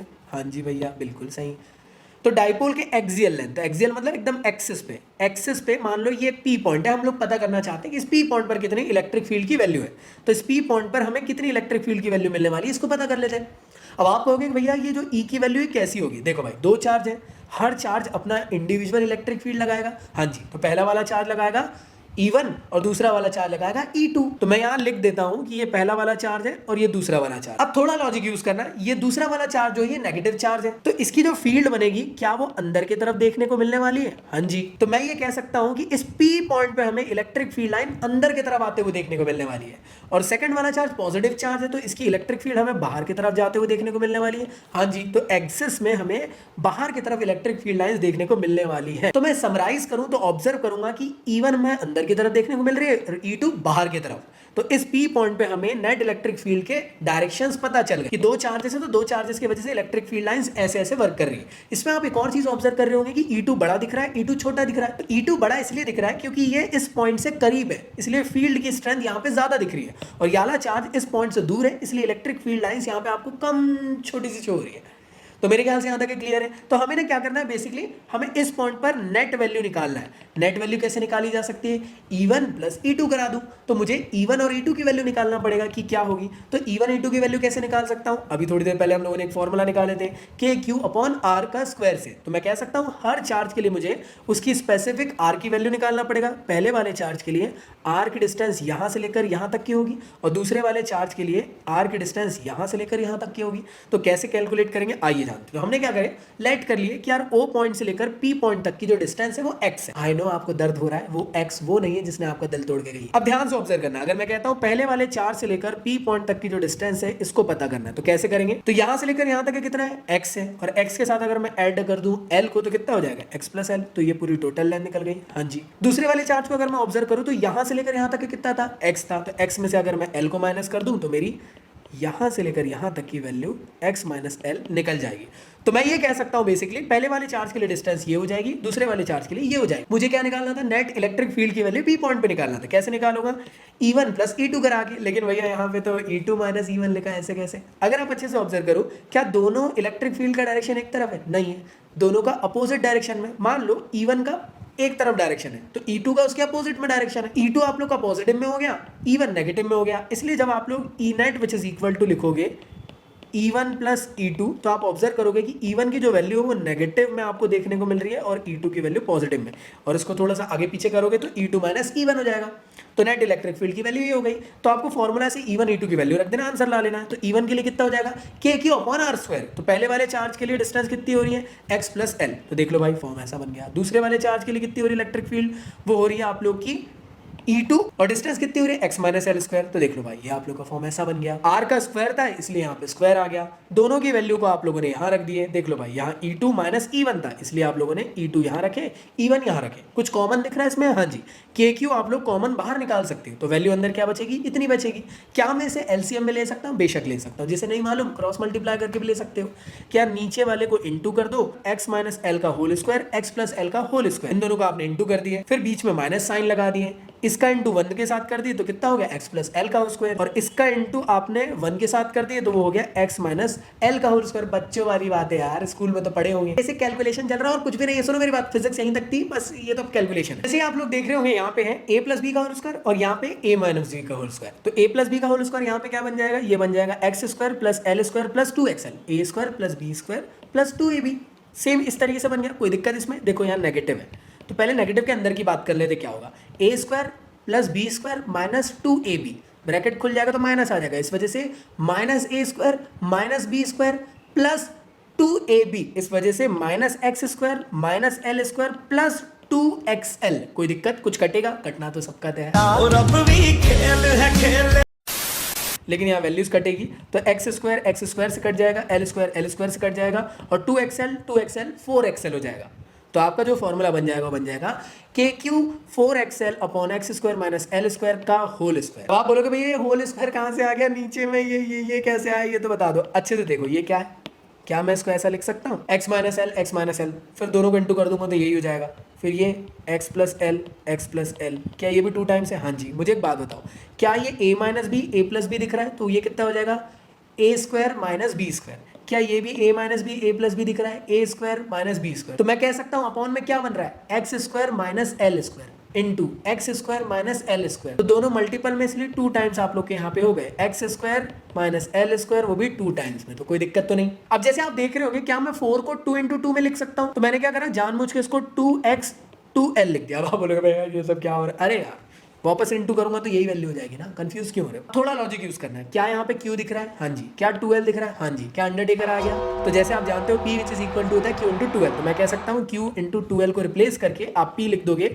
तो आपकी जो वैल्यू बचेगी वो कितनी बचेगी, 2x k t। कोई दिक्कत यहाँ तक के ऊपर की वैल्यू में सब कुछ से। तो ये वैल्यू आ गई आपकी इलेक्ट्रिक फील्ड इंटेंसिटी की। अब यार होता ये है कि एक्चुअल में ना ये डाइपोल ना इतने दूर दूर नहीं रहते, एक्चुअल में बहुत करीब करीब है, इतने करीब है। देखो यहाँ ये एल की वैल्यू, ये एल की वैल्यू, और आप जो निकाल रहे हो ना वो ये एकदम बहुत दूर निकाल रहे हो। इस वजह से हम ये मानते हैं कि यार एक्स की डिस्टेंस बहुत ही बड़ी है एज कम्पेयर टू एल के, इस वजह से हम लोग इसको नेग्लिजिबल ले लेते हैं। क्लियर दोस्त। तो यार एक्स बहुत बड़ा होने की वजह से एल जहाँ पे भी आपको दिखेगा उसको 0 ले दो। तो यहाँ पे एल कहाँ दिख रहा है, एल स्क्वायर में, तो इसको 0 ले दो। तो जैसे आप इसको 0 ले दोगे तो एक्स की वैल्यू कितनी हो जाएगी, 4 टाइम्स हो जाएगी। और आप जानते हो कि 4 टाइम्स होगी, ऊपर वाले एक्स से कट जाएगी, तो एक्स की वैल्यू 4 टाइम्स से 3 टाइम्स हो जाएगी। तो वैल्यू आपकी बन गई 2kp अपॉन एक्स की पावर 3, या मैं इसको लिख सकता हूँ k की वैल्यू रख दो तो 1/4 pi epsilon not 2p upon x की पावर 3। तो यहाँ से आपको पता चल गया कि एक्सियल में ई नेट की जो वैल्यू आप लोग को मिलती है कितनी, इतनी मिलती है। समझ में आया दोस्तों। तो चलिए अगली बार निकालते हैं इक्वेटोरियल डाइपोल की। तो अगला फॉर्म निकालते हैं कि डाइपोल ले लो, उसके परपेंडिकुलर डिस्टेंस पर कितनी नेट इलेक्ट्रिक फील्ड निकल के आ रही है। इस परपेंडिकुलर डिस्टेंस को अलग अलग नाम से जाना जाता है। कई बार इसे कहा जाता है कि यार ये इक्वेटोरियल पोजीशन है, कई बार इसे कहा जाता है कि ये बाइसेक्टर पोजीशन है। तो आपको एग्जाम में कुछ भी फॉर्म में पूछा जा सकता है, ठीक है ना। परपेंडिकुलर फॉर्म में पूछ ले तो यही बता रहा है, क्या डाइपोल के एकदम बीचों बीच में बता रहा है आप लोग को कितनी वैल्यू। अब देखो ये आप लोग का डाइपोल है, ये नेगेटिव ये पॉजिटिव, बीच में आप लोग का O पॉइंट और यहाँ पे L डिस्टेंस।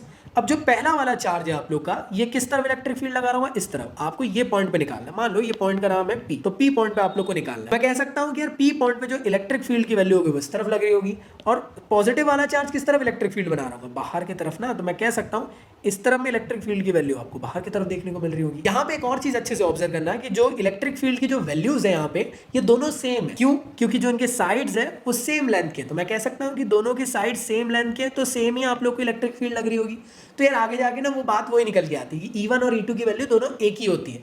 आगे देखेंगे, लेकिन आप थोड़ा लॉजिक यूज करना। एक बात बताओ अच्छे से, E1 इस तरफ जा रहा है, E2 इस तरफ जाते हुए दिख रहा है आप लोग को। नेट इलेक्ट्रिक फील्ड कहाँ होगी, अरे इन दोनों के बीच से। तो यहाँ पे आप लोग को एक्चुअल में पता करना है कि यार इस तरफ E1 की वैल्यू क्या है और इसी तरफ E2 की वैल्यू क्या है, तभी आप लोग ई नेट की वैल्यू निकाल पाओ। मैंने क्या करा, सिर्फ इस कंपोनेंट को समझने के लिए यहाँ पे एक अलग से डायग्राम ड्रॉ कर लिया। जैसे देख पा रहे हो ये E1 है और यहाँ पे E2 है।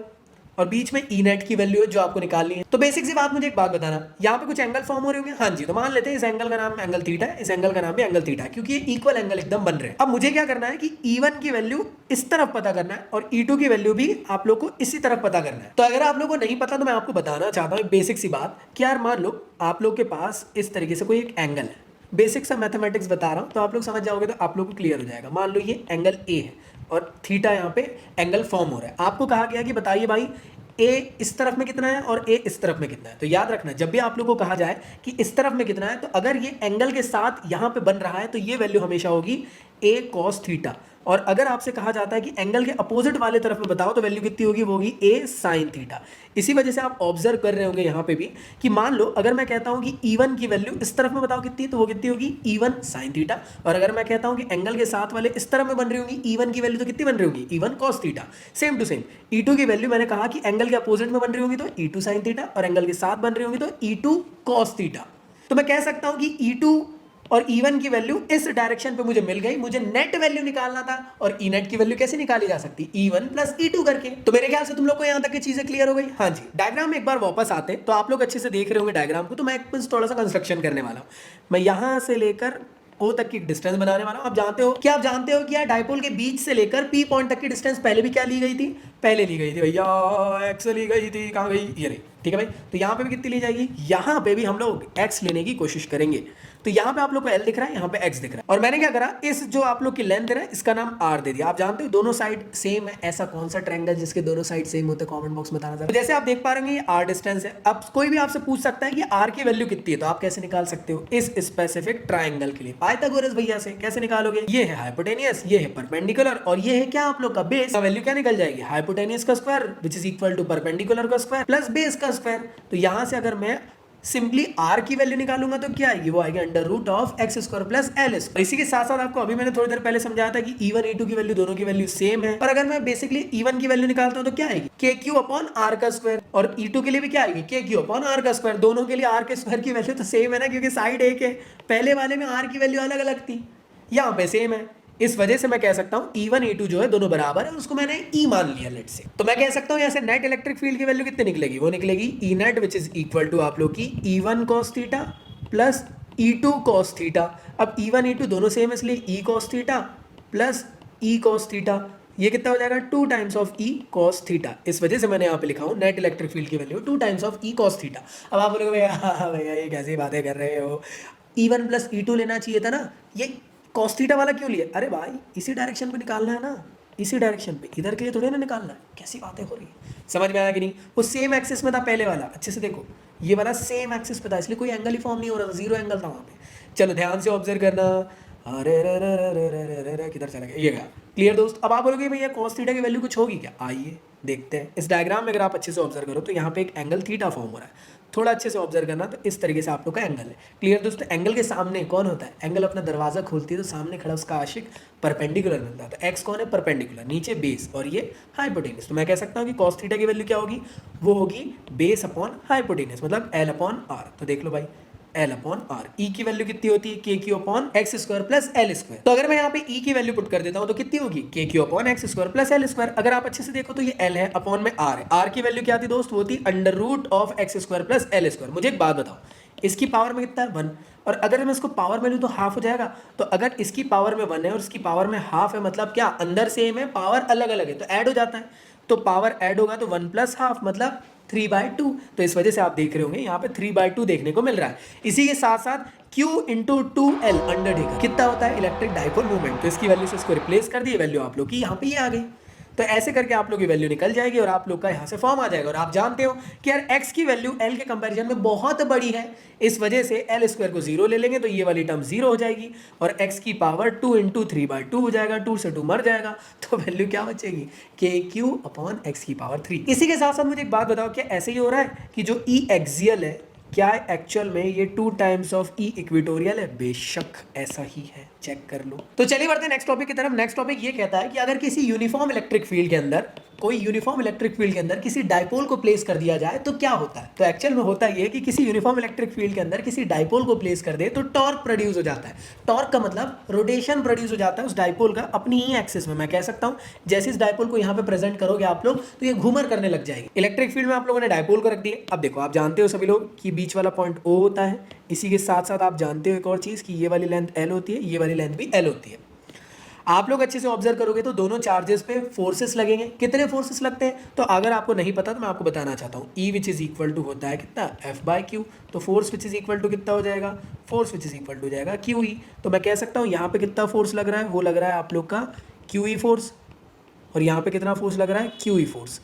आप एक चीज ऑब्जर्व कर रहे होंगे कि दोनों फोर्सेस अपोजिट इन डायरेक्शन में लग रहे हैं। ऐसा क्यों? क्योंकि पॉजिटिव का डायरेक्शन आप लोग को इलेक्ट्रिक फील्ड की तरफ देखने को मिलेगा और नेगेटिव का opposite to the electric field देखने को हमेशा से मिलता है। अगर आप लोग खुद थोड़ा सा लॉजिक यूज करो, एक डाइपोल है, यहाँ से धक्का मार रहे हो, यहाँ से धक्का मार रहे हो, कंटिन्यूस धक्का मार रहे हो तो कोई भी चीज़ गोल गोल ही घूमेगी ना। हाँ जी, इसी वजह से होगा क्या, यहाँ पे एक टॉर्क जनरेट होगा, यहाँ से एक टॉर्क लगेगा τ1, यहाँ से एक टॉर्क लगेगा τ2। इस वजह से ये अपनी ही एक्सिस में रोटेट कंटिन्यूस फॉर्म में करने लग जाएगा। तो ऐसे करके टॉर्क जनरेट हो जाता है। तो हमें क्या निकालना है एक्चुअल में, टॉर्क की वैल्यू निकालना है। अब आप बोलोगे भैया टॉर्क का फॉर्मूला क्या होता है, तो टॉर्क होता है फोर्स इंटू परपेंडिकुलर डिस्टेंस। अब आप बोलोगे ठीक है भैया मतलब मुझे τ1 की वैल्यू निकालना है, τ2 की वैल्यू निकालना है, मतलब मुझे कहीं ना कहीं टोटल टॉर्क निकालना है, मतलब नेट टॉर्क निकालना है, τ1 प्लस τ2 निकालना है।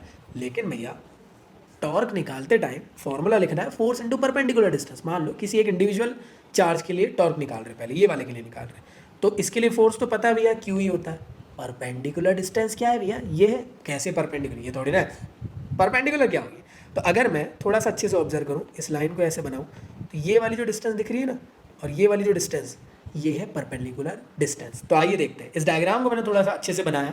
तो ये आप लोग का डाइपोल है, ये डिस्टेंस O है, ये L डिस्टेंस हुई।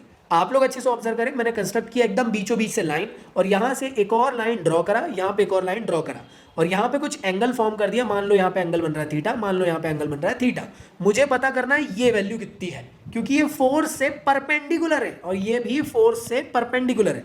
कैसे पता किया जा सकता है, देखो मेरे पास तो सिर्फ ये वाली वैल्यू L वैल्यू है और थीटा है। तो साइन थीटा कितना होता है आप जानते हो, साइन थीटा होता है परपेंडिकुलर अपॉन हाइपोटेनियस। तो परपेंडिकुलर का P वैसे ही रहने दो। H की वैल्यू, हाइपोटेनियस की वैल्यू क्या है, वो है L। तो यहाँ पे L रख दिए, L को उधर भेज दिए तो कितना हो गया, तो P की वैल्यू हो गई L साइन थीटा। तो मैं कह सकता हूँ यहाँ वाली वैल्यू हो जाएगी L साइन थीटा और यहाँ वाली वैल्यू भी सेम वही L साइन थीटा। तो मैं कह सकता हूँ कि मेरे पास परपेंडिकुलर डिस्टेंस दोनों की निकल गई। तो आइए नेट टॉर्क की वैल्यू निकालते हैं। तो नेट टॉर्क की वैल्यू क्या होगी, τ1 प्लस τ2, और टॉर्क कितना होता है, force into perpendicular distance, force into perpendicular distance.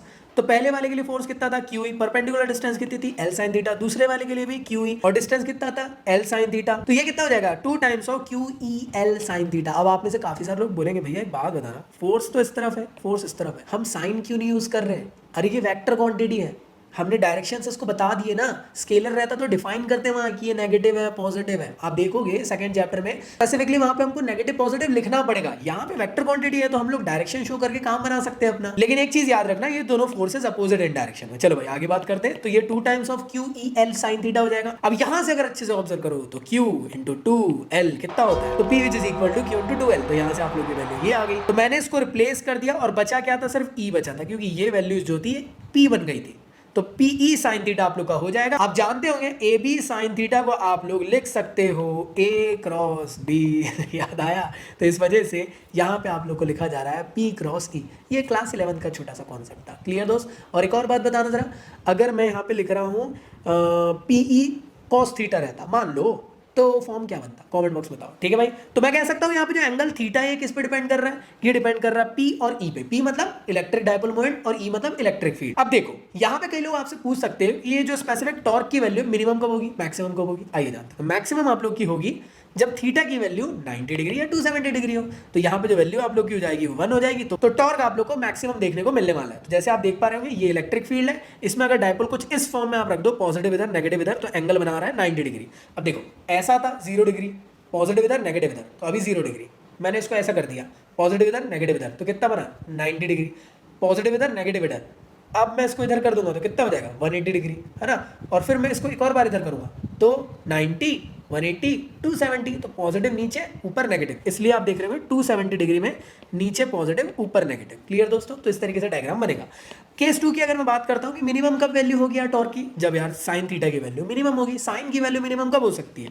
0 degree या 180 डिग्री में। साइन 0 और साइन 180 डिग्री की वैल्यू 0 होती है, तो आप लोग की टॉर्क की वैल्यू 0 मिल जाएगी, मतलब मिनिमम मिल जाएगी। अब इसमें भी आपको ड्राइंग कैसा बनाना है ये एग्जाम में कई बार आप लोग को पूछा जा सकता है। तो 0 डिग्री के लिए केस ऐसा बनेगा और 180 डिग्री के लिए देखो 0 के लिए बनेगा पॉजिटिव इधर नेगेटिव इधर, तो 0 डिग्री एकदम अपोजिट कर दूं तो पॉजिटिव इधर नेगेटिव इधर, 180 डिग्री के लिए ऐसा बनेगा। तो दो केसेस आप लोग को देखने को मिलते हैं। 0 डिग्री वाले केस में आप देख रहे होंगे इलेक्ट्रिक फील्ड और आप लोग का इलेक्ट्रिक डायपोल मोमेंट का डायरेक्शन सेम तरफ है, एक दूसरे के पैरेलल है। सेम तरफ है कैसे भैया? आप जानते होंगे P की वैल्यू नेगेटिव से पॉजिटिव की तरफ जाती है। इसी के साथ साथ अनस्टेबल में आप देख रहे होंगे कि ये देखो नेगेटिव से पॉजिटिव इस तरफ, तो P की वैल्यू आप लोग को अपोजिट जाते हुए दिख रही है as compare to electric field. तो यहाँ 180 डिग्री बन रहा है या 0 डिग्री बन रहा है? तो 0 डिग्री का केस स्टेबल इक्विलिब्रियम का केस हो गया, 180 डिग्री का केस अनस्टेबल आप लोग को फॉर्म में देखने को मिल रहा है। अब ये अनस्टेबल स्टेबल क्या होता है ध्यान से समझना। इसका मतलब ये है कि अगर मैं कभी एक्सटर्नल फोर्सेस में लगाता हूं तो ये टॉर्क हल्का सा रोटेट होगा और वापस अपनी जगह में आ जाएगा। सख्त लौंडा है भाई। इसी के साथ साथ अनस्टेबल के साथ ऐसा होता है, अगर मैं इसमें एक्सटर्नल फोर्स लगाता हूं तो ये अपने आप रोटेट करना चालू कर देता है। तो ये इसकी कंडीशन है कि भैया मतलब कि वही है ना कि आपने वादा करके गए थे कि मैं तो नीट क्रैक करूंगा, नीट तो क्रैक नहीं हुआ, नियति जरूर क्रैक हो गई। जली ना, तेरी भी जली ना। मेरे ख्याल से आप लोग को यहाँ तक क्लियर है, तो आई होप तुम लोग को यहाँ तक की चीजें समझ में आ गई हो। तो चलिए अगला टॉपिक देखते हैं, इलेक्ट्रिक फ्लक्स। तो इलेक्ट्रिक फ्लक्स क्या होता है? बेसिक सी बात समझना कि यार मान लो एक कोई बॉडी है ना, कि कोई एक इंसान है, उसके ऊपर आत्मा आ गई है, बोलते ना जिन आ गया है, भूत आ गया, आत्मा आ गई है। तो हो क्या रहा है उस शरीर पे, मतलब वो शरीर क्या है, एक किस्म से सरफेस है। आत्मा कौन है? इलेक्ट्रिक फील्ड लाइन्स है। तो इलेक्ट्रिक फील्ड लाइन्स जब किसी शरीर से सरफेस से लिंक हो जाए तो एक्चुअल में फ्लक्स जनरेट होने लग जाते हैं। कौन सी फील्ड वहां पे लिंक हो रही है? इलेक्ट्रिक फील्ड लाइंस हो रही है। इस वजह से इलेक्ट्रिक फ्लक्स प्रोड्यूस हो रहा है। तो आत्मा का फ्लक्स क्या है? आत्मा का फ्लक्स ये है कि किसी शरीर से आत्मा कितनी लिंक हुई है, वो आत्मा का फ्लक्स। और इलेक्ट्रिक फ्लक्स क्या है कि यार किसी सरफेस से इलेक्ट्रिक फील्ड लाइंस कितनी ज्यादा लिंक हुई है, वो इलेक्ट्रिक फ्लक्स को दर्शाएगा। तो मेरे ख्याल से क्लियर है। तो इलेक्ट्रिक फ्लक्स क्या होता है? It is defined as number of electric field lines passing perpendicular to the plane that is called as electric flux, या फिर मैं कह सकता हूं लिंकिंग टू द सरफेस। तो ये होता है इलेक्ट्रिक फ्लक्स। और इलेक्ट्रिक फ्लक्स ना दो चीज पर डिपेंड करता है, एक तो करता है इलेक्ट्रिक फील्ड पे और एक करता है एरिया पे। अगर ज्यादा बड़ा एरिया रहेगा तो ज्यादा से ज्यादा इलेक्ट्रिक फील्ड लाइंस उससे गुजर सकती है, छोटा एरिया रहेगा कम इलेक्ट्रिक फील्ड लाइंस उससे गुजरेंगे। तो मैं कह सकता हूं ज्यादा बड़े वाले एरिया में ज्यादा फ्लक्स प्रोड्यूस होंगे और छोटे वाले एरिया में कम प्रोड्यूस होंगे। तो मैं कह सकता हूं फाई जो है एक्चुअल में एरिया पे डिपेंड कर रहा है। इसी के साथ साथ एरिया भले ही बड़ा हो या छोटा हो, इलेक्ट्रिक फील्ड लाइन से कम पास हो रही है तो फिर फ्लक्स भी कम प्रोड्यूस होंगे, ज्यादा हो रही है तो ज्यादा। तो मैं कह सकता हूं कि फ्लक्स जो है इलेक्ट्रिक फील्ड पे भी डिपेंड करता है और एरिया पे भी डिपेंड करता है। क्लियर है? इसलिए इसका फॉर्म बनता है आप लोग का E डॉट ए फॉर्म में, और डॉट प्रोडक्ट है इसलिए डॉट हटाओगे तो cos थीटा आ जाएगा। तो phi which is equal to EA cos theta. और इसी के साथ साथ याद रखना जो फाई डिपेंड करता है किस पे? इलेक्ट्रिक फील्ड और एरिया पे। अब ये एरिया कौन सा है? मान लो ये इस तरीके की बॉडी है, तो इसका एरिया कैसे निकालोगे? तो इसका एरिया वेक्टर आपको निकालना पड़ेगा। तो हर बॉडी का एरिया वेक्टर होता है उसके परपेंडिकुलर डायरेक्शन। जैसे आप देख पा रहे होंगे ये बॉडी है, बॉडी टेढ़ी रखी हुई है और उसका एरिया वेक्टर इस तरफ है और इलेक्ट्रिक फील्ड लाइंस ऐसी जा रही है, इसलिए आप देख रहे होंगे एरिया वेक्टर इधर और इलेक्ट्रिक फील्ड इधर और एंगल बन रहा है थीटा। तो मैं कह सकता हूँ इलेक्ट्रिक फील्ड लाइन और एरिया जो है ये थीटा पे डिपेंड करते हैं। तो आप लोग को एक छोटा सा होमवर्क दे रहा हूँ कि मिनिमम फ्लक्स कब बनेगा, मैक्सिमम फ्लक्स कब बनेगा, ये आप लोग मुझे कमेंट बॉक्स में बताएं। तो मेरे ख्याल से आप लोग को यहाँ तक ये चीजें समझ में आ चुकी होंगी। चलिए बढ़ते हैं अगले टॉपिक की तरफ। तो अगला टॉपिक आप लोग का गॉस लॉ। तो गॉस लॉ क्या होता है? बेसिक सी बात है, कोई भी क्लोज सरफेस है और उसके अंदर ढेर सारे चार्जेस डाल दिए, उनके वजह से कितना फ्लक्स प्रोड्यूस हो रहा है उसको पता किया जा सकता है गॉस लॉ के वजह से। तो याद रखना, कंफ्यूज नहीं होना। कूलॉम्स लॉ के वजह से दो चार्जेस के बीच में कितना फोर्स है, और गॉस लॉ की वजह से पता किया जा सकता है किसी सिस्टम के अंदर अगर जितने भी चार्जेस प्रेजेंट है उनके वजह से जो फ्लक्स प्रोड्यूस हो रहा है वो पता किया जा सकता है गॉस लॉ की वजह से। गॉस लॉ एप्लीकेबल है सिर्फ और सिर्फ क्लोज सरफेस के लिए, याद रखना ये चीज। और याद रखना ये 3D सरफेस की बात हो रही है यहाँ। तो गॉस लॉ कहता है जितने चार्जेस प्रेजेंट है उनका 1/ε0 टाइम्स फ्लक्स प्रोड्यूस होता है। मतलब क्या?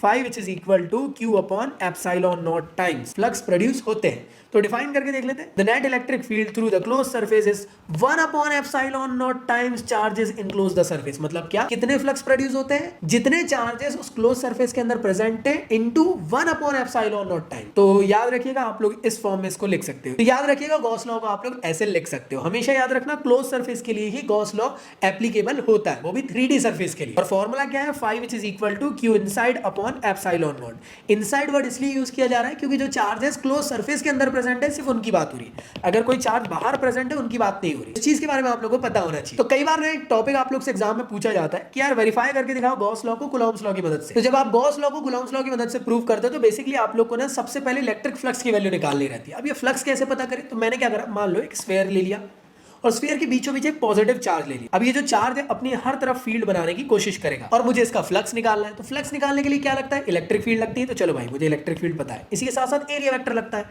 तो अब एक स्फीयर है, अब मेरे को यार टोटल के लिए तो नहीं पता, लेकिन मैं छोटे से पोर्शन के लिए फ्लक्स निकाल सकता हूँ। तो मैंने क्या करा, एक छोटा सा सरफेस ले लिया, मान लो इस तरह से एक छोटा सा सरफेस ले लिया और मुझे पता है कि इसका एरिया वेक्टर इस तरीके से परपेंडिकुलर डायरेक्शन में बनने वाला है।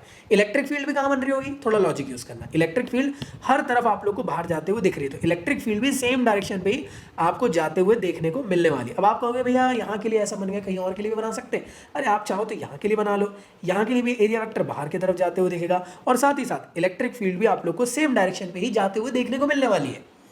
तो मुझे एक बात बताओ, एंगल कितना बन रहा है, 0 डिग्री बन रहा है। तो मैं पहले एक छोटे से पोर्शन के लिए निकाला हूं, छोटे से पोर्शन का एलिमेंटल एरिया है इसलिए डीए है। तो छोटे से एलिमेंटल पोर्शन के एरिया वेक्टर लेकर अगर मैं सॉल्व कर रहा हूं तो छोटे से पोर्शन में क्या टोटल इलेक्ट्रिक फ्लक्स निकलेगा, नहीं, छोटे से पोर्शन का इलेक्ट्रिक फ्लक्स निकलेगा। इस वजह से मैंने फ्लक्स का जो फॉर्मूला था ना, phi which is equal to E dot A, उसको बना दिया del phi which is equal to E del A. यहाँ पे मैंने डेल इसलिए लगा दिया क्योंकि छोटा सा पोर्शन है, छोटा सा एरिया, छोटे से पोर्शन से छोटा सा फ्लक्स निकल रहा है। क्लियर दोस्त? तो डॉट प्रोडक्ट है तो cos थीटा आ जाएगा और cos थीटा में थीटा की वैल्यू किस पे डिपेंड कर रही है, ई और ए पे। तो अगर अच्छे से ऑब्जर्व करो तो एंगल इनके बीच में 0 डिग्री है। इस वजह से डेल फ्लक्स की वैल्यू आप लोग की, इस वजह से छोटे से पोर्शन की फ्लक्स की वैल्यू इतनी निकल गई। अब बेसिकली मुझे यार टोटल एरिया के लिए निकालना था कि यार ये पूरे सरफेस के एरिया में कितने फ्लक्स निकल रहे, तो मैं क्या कर सकता हूँ, बोथ साइड इंटीग्रेट कर दूँ। अगर मैं इंटीग्रेट कर दूंगा तो टोटल के लिए निकल जाएगा, क्योंकि अब ये छोटे से एलिमेंटल पोर्शन के लिए तो इंटीग्रेशन क्या करता है, जितने भी डेरिवेटिव है उन सबको सम अप करके एक यूनिट बना देता है। तो हम बहुत सारे इंटीग्रेट कर देंगे, तो इधर integration of d phi, integration of E d है, तो डी फाई का हो जाएगा फाई और ई बाहर आ जाएगा, डी ए का हो जाएगा ए। अब यहाँ पे अच्छे से ऑब्जर्व करना, तो काम बनने वाला है। यहाँ पे क्या दिख रहा है, इलेक्ट्रिक फील्ड कितनी होती है, इलेक्ट्रिक फील्ड वो होती है 1/4 पाई एप्सिलॉन नॉट। मान लो इसके बीच की जो डिस्टेंस है वो है आर का स्क्वायर। तो हमारा फॉर्मूला क्या बन जाएगा, 1/4 pi epsilon not q by r का स्क्वायर। तो देखो भाई इसकी वैल्यू क्या मैं यहाँ पुट कर सकता हूँ, भैया कर सकते हो। ए क्या है, एरिया, किसका एरिया, स्फीयर का एरिया। कितना होता है, 4 पाई आर का स्क्वायर, क्योंकि रेडियस कैपिटल आर लिया हो मैंने इसलिए। समझ में आएगा नहीं, ये गलती होगी यहाँ पे, इसको सही करना है, सिंपल आर है वो। क्लियर भाई? अब दोनों की वैल्यू अगर मैं ई की वैल्यू यहाँ पुट कर दूँ, ए की वैल्यू यहाँ पुट कर दूँ, तो वैल्यू क्या बन जाएगी, वो बन जाएगी 1/4 pi epsilon not q by r का स्क्वायर इंटू 4 पाई आर का स्क्वायर। कुछ कटेगा, कटना सबका तय है, 4 से 4, पाई से पाई और आर से आर। तो वैल्यू क्या बची, 5 which is equal to Q by epsilon not. तो ऐसे करके तुम लोग इसको प्रूव कर सकते हो। तो अगला टॉपिक है आप लोग का कंटिन्यूअस चार्ज डिस्ट्रीब्यूशन। तो बहुत ही बेसिक सा टॉपिक है, इसको आप लोग को एग्जाम में कोई डिटेल में नहीं पूछा जाएगा। इसके ना 3 फॉर्म है जो आप लोग को एप्लीकेशन ऑफ गॉस लॉ के अंदर यूज करना है। क्या आप लोगों ने कभी एक ब्रेड के ऊपर जैम को लगाए हो या बटर को लगाए हो, तो करते क्या हो तुम लोग, एक सरफेस लेते हो, एक ब्रेड लेते हो, उस पर आप लोग जैम हो गया, बटर हो गया, उसको लेते हो स्पून में और इक्वली हर तरफ एरिया के, उसके सरफेस के हर तरफ में कंटिन्यूअसली ब्रेड में क्या डिस्ट्रीब्यूट कर रहे हो, बटर को या जैम को। सेम टू सेम मैंने क्या करा, एक सरफेस लिया और जैसे आपके पास पहले वो जैम का जार था, इस बार मेरे पास चार्ज का जार है, मैंने चार्जेस को निकाला और उसकी बॉडी के इक्वली हर तरफ लगा दिया, इक्वल डिस्ट्रीब्यूशन कर दिया ओवरऑल टू इट्स बॉडी। किसका, चार्जेस का, वो कहलाता है कंटिन्यूअस चार्ज डिस्ट्रीब्यूशन। तो कंटिन्यूअस चार्ज डिस्ट्रीब्यूशन अलग अलग फॉर्म में आप लोगों को देखने को मिल सकता है। समझ में आया कि नहीं? तो कंटिन्यूअस चार्ज डिस्ट्रीब्यूशन 3 तरीके से देखने को आप लोग को मिलते हैं। Linear charge distribution, linear charge distribution को आप लोग लैम्डा से डिफाइन करते हैं और ये क्या होता है, lambda which is equal to होता है क्यू बाय एल। मतलब क्या, मान लो एक लीनियर बॉडी है, वायर है, वायर लीनियर सरफेस है, तो मान लो इस लीनियर बॉडी के ऊपर इक्वली चार्जेस अगर डिस्ट्रीब्यूट जाए ओवर इट्स लेंथ पे, वो कहलाता है लीनियर चार्ज डिस्ट्रीब्यूशन। अगला क्या होता है भाई, अगला होता है आप लोग का चार्ज डेंसिटी। इसको हम लोग डिफाइन करते हैं सिग्मा से। ये होता है sigma which is equal to Q by A. किस तरीके से, मान लो एक सरफेस है, इस सरफेस पे मैंने अगर इक्वली चार्जेस को डिस्ट्रीब्यूट कर दिया ओवर इट्स एरिया, वो कहलाता है सरफेस चार्ज डेंसिटी या डिस्ट्रीब्यूशन। कई बार ना कंटिन्यूअस चार्ज डिस्ट्रीब्यूशन या डेंसिटी देखने को मिलेगा, दोनों एक ही है, टेंशन ना लेना। इसके बाद अगला क्या होता है, अगला होता है वॉल्यूम चार्ज डिस्ट्रीब्यूशन या डेंसिटी।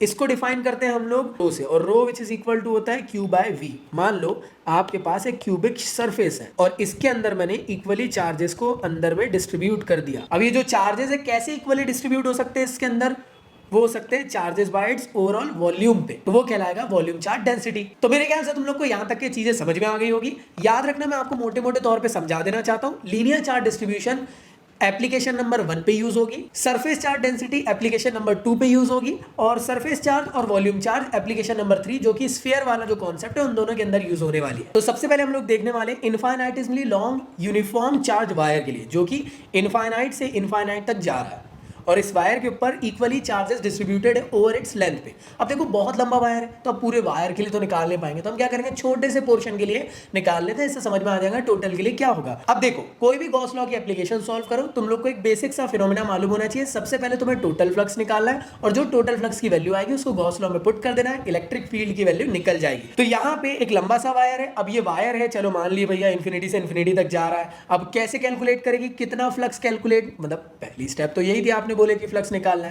तो कैसे पता करेंगे फ्लक्स कितना होगा। तो फ्लक्स कैलकुलेट करने के लिए पहले गॉसियन सरफेस बनाना जरूरी है। तो एक वायर का गॉसियन सरफेस सिलेंड्रिकल फॉर्म का आप लोग को देखने को मिलता है, इसलिए यहां पे मैंने रेड कलर से उसको हाईलाइट किया। तो याद रखना एक यूनिफॉर्मली लॉन्ग स्ट्रेट वायर के लिए गॉसियन सरफेस सिलेंड्रिकल फॉर्म का बनता है। अगर आप वायर को भी करीब से देखोगे तो वो सिलेंड्रिकल फॉर्म का आपको देखने को मिलता है। तो गॉसियन सरफेस इसका सिलेंड्रिकल फॉर्म में इस तरीके से बनता है। अब मुझे बताओ सिलेंडर में कितने आप लोग को सरफेस देखने को मिलते हैं, एक ऊपर, एक नीचे और एक कर्व। तो मैं कह सकता हूं कि 3 जगह से फ्लक्स निकलने वाले।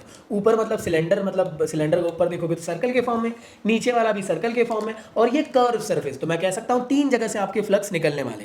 तो जब आपके फ्लक्स कैलकुलेट करना है तो थोड़ा लॉजिक यूज करो। फ्लक्स कैलकुलेट करने के लिए EA cos थीटा लगता है, मतलब इलेक्ट्रिक फील्ड लगती है, और साथ ही साथ एरिया वेक्टर लगता है। तो सबसे पहले हम समझ लेते हैं इलेक्ट्रिक फील्ड कहां पे आपको देखने को मिल रही होगी। तो अगर आप अच्छे से ऑब्जर्व करो तो इलेक्ट्रिक फील्ड क्या इस तरीके से बाहर की तरफ आपको वायर से जाते हुए देखने को मिल रही होगी। बिल्कुल भैया ऐसी ही देखने को मिल रही होगी, हाँ है ना।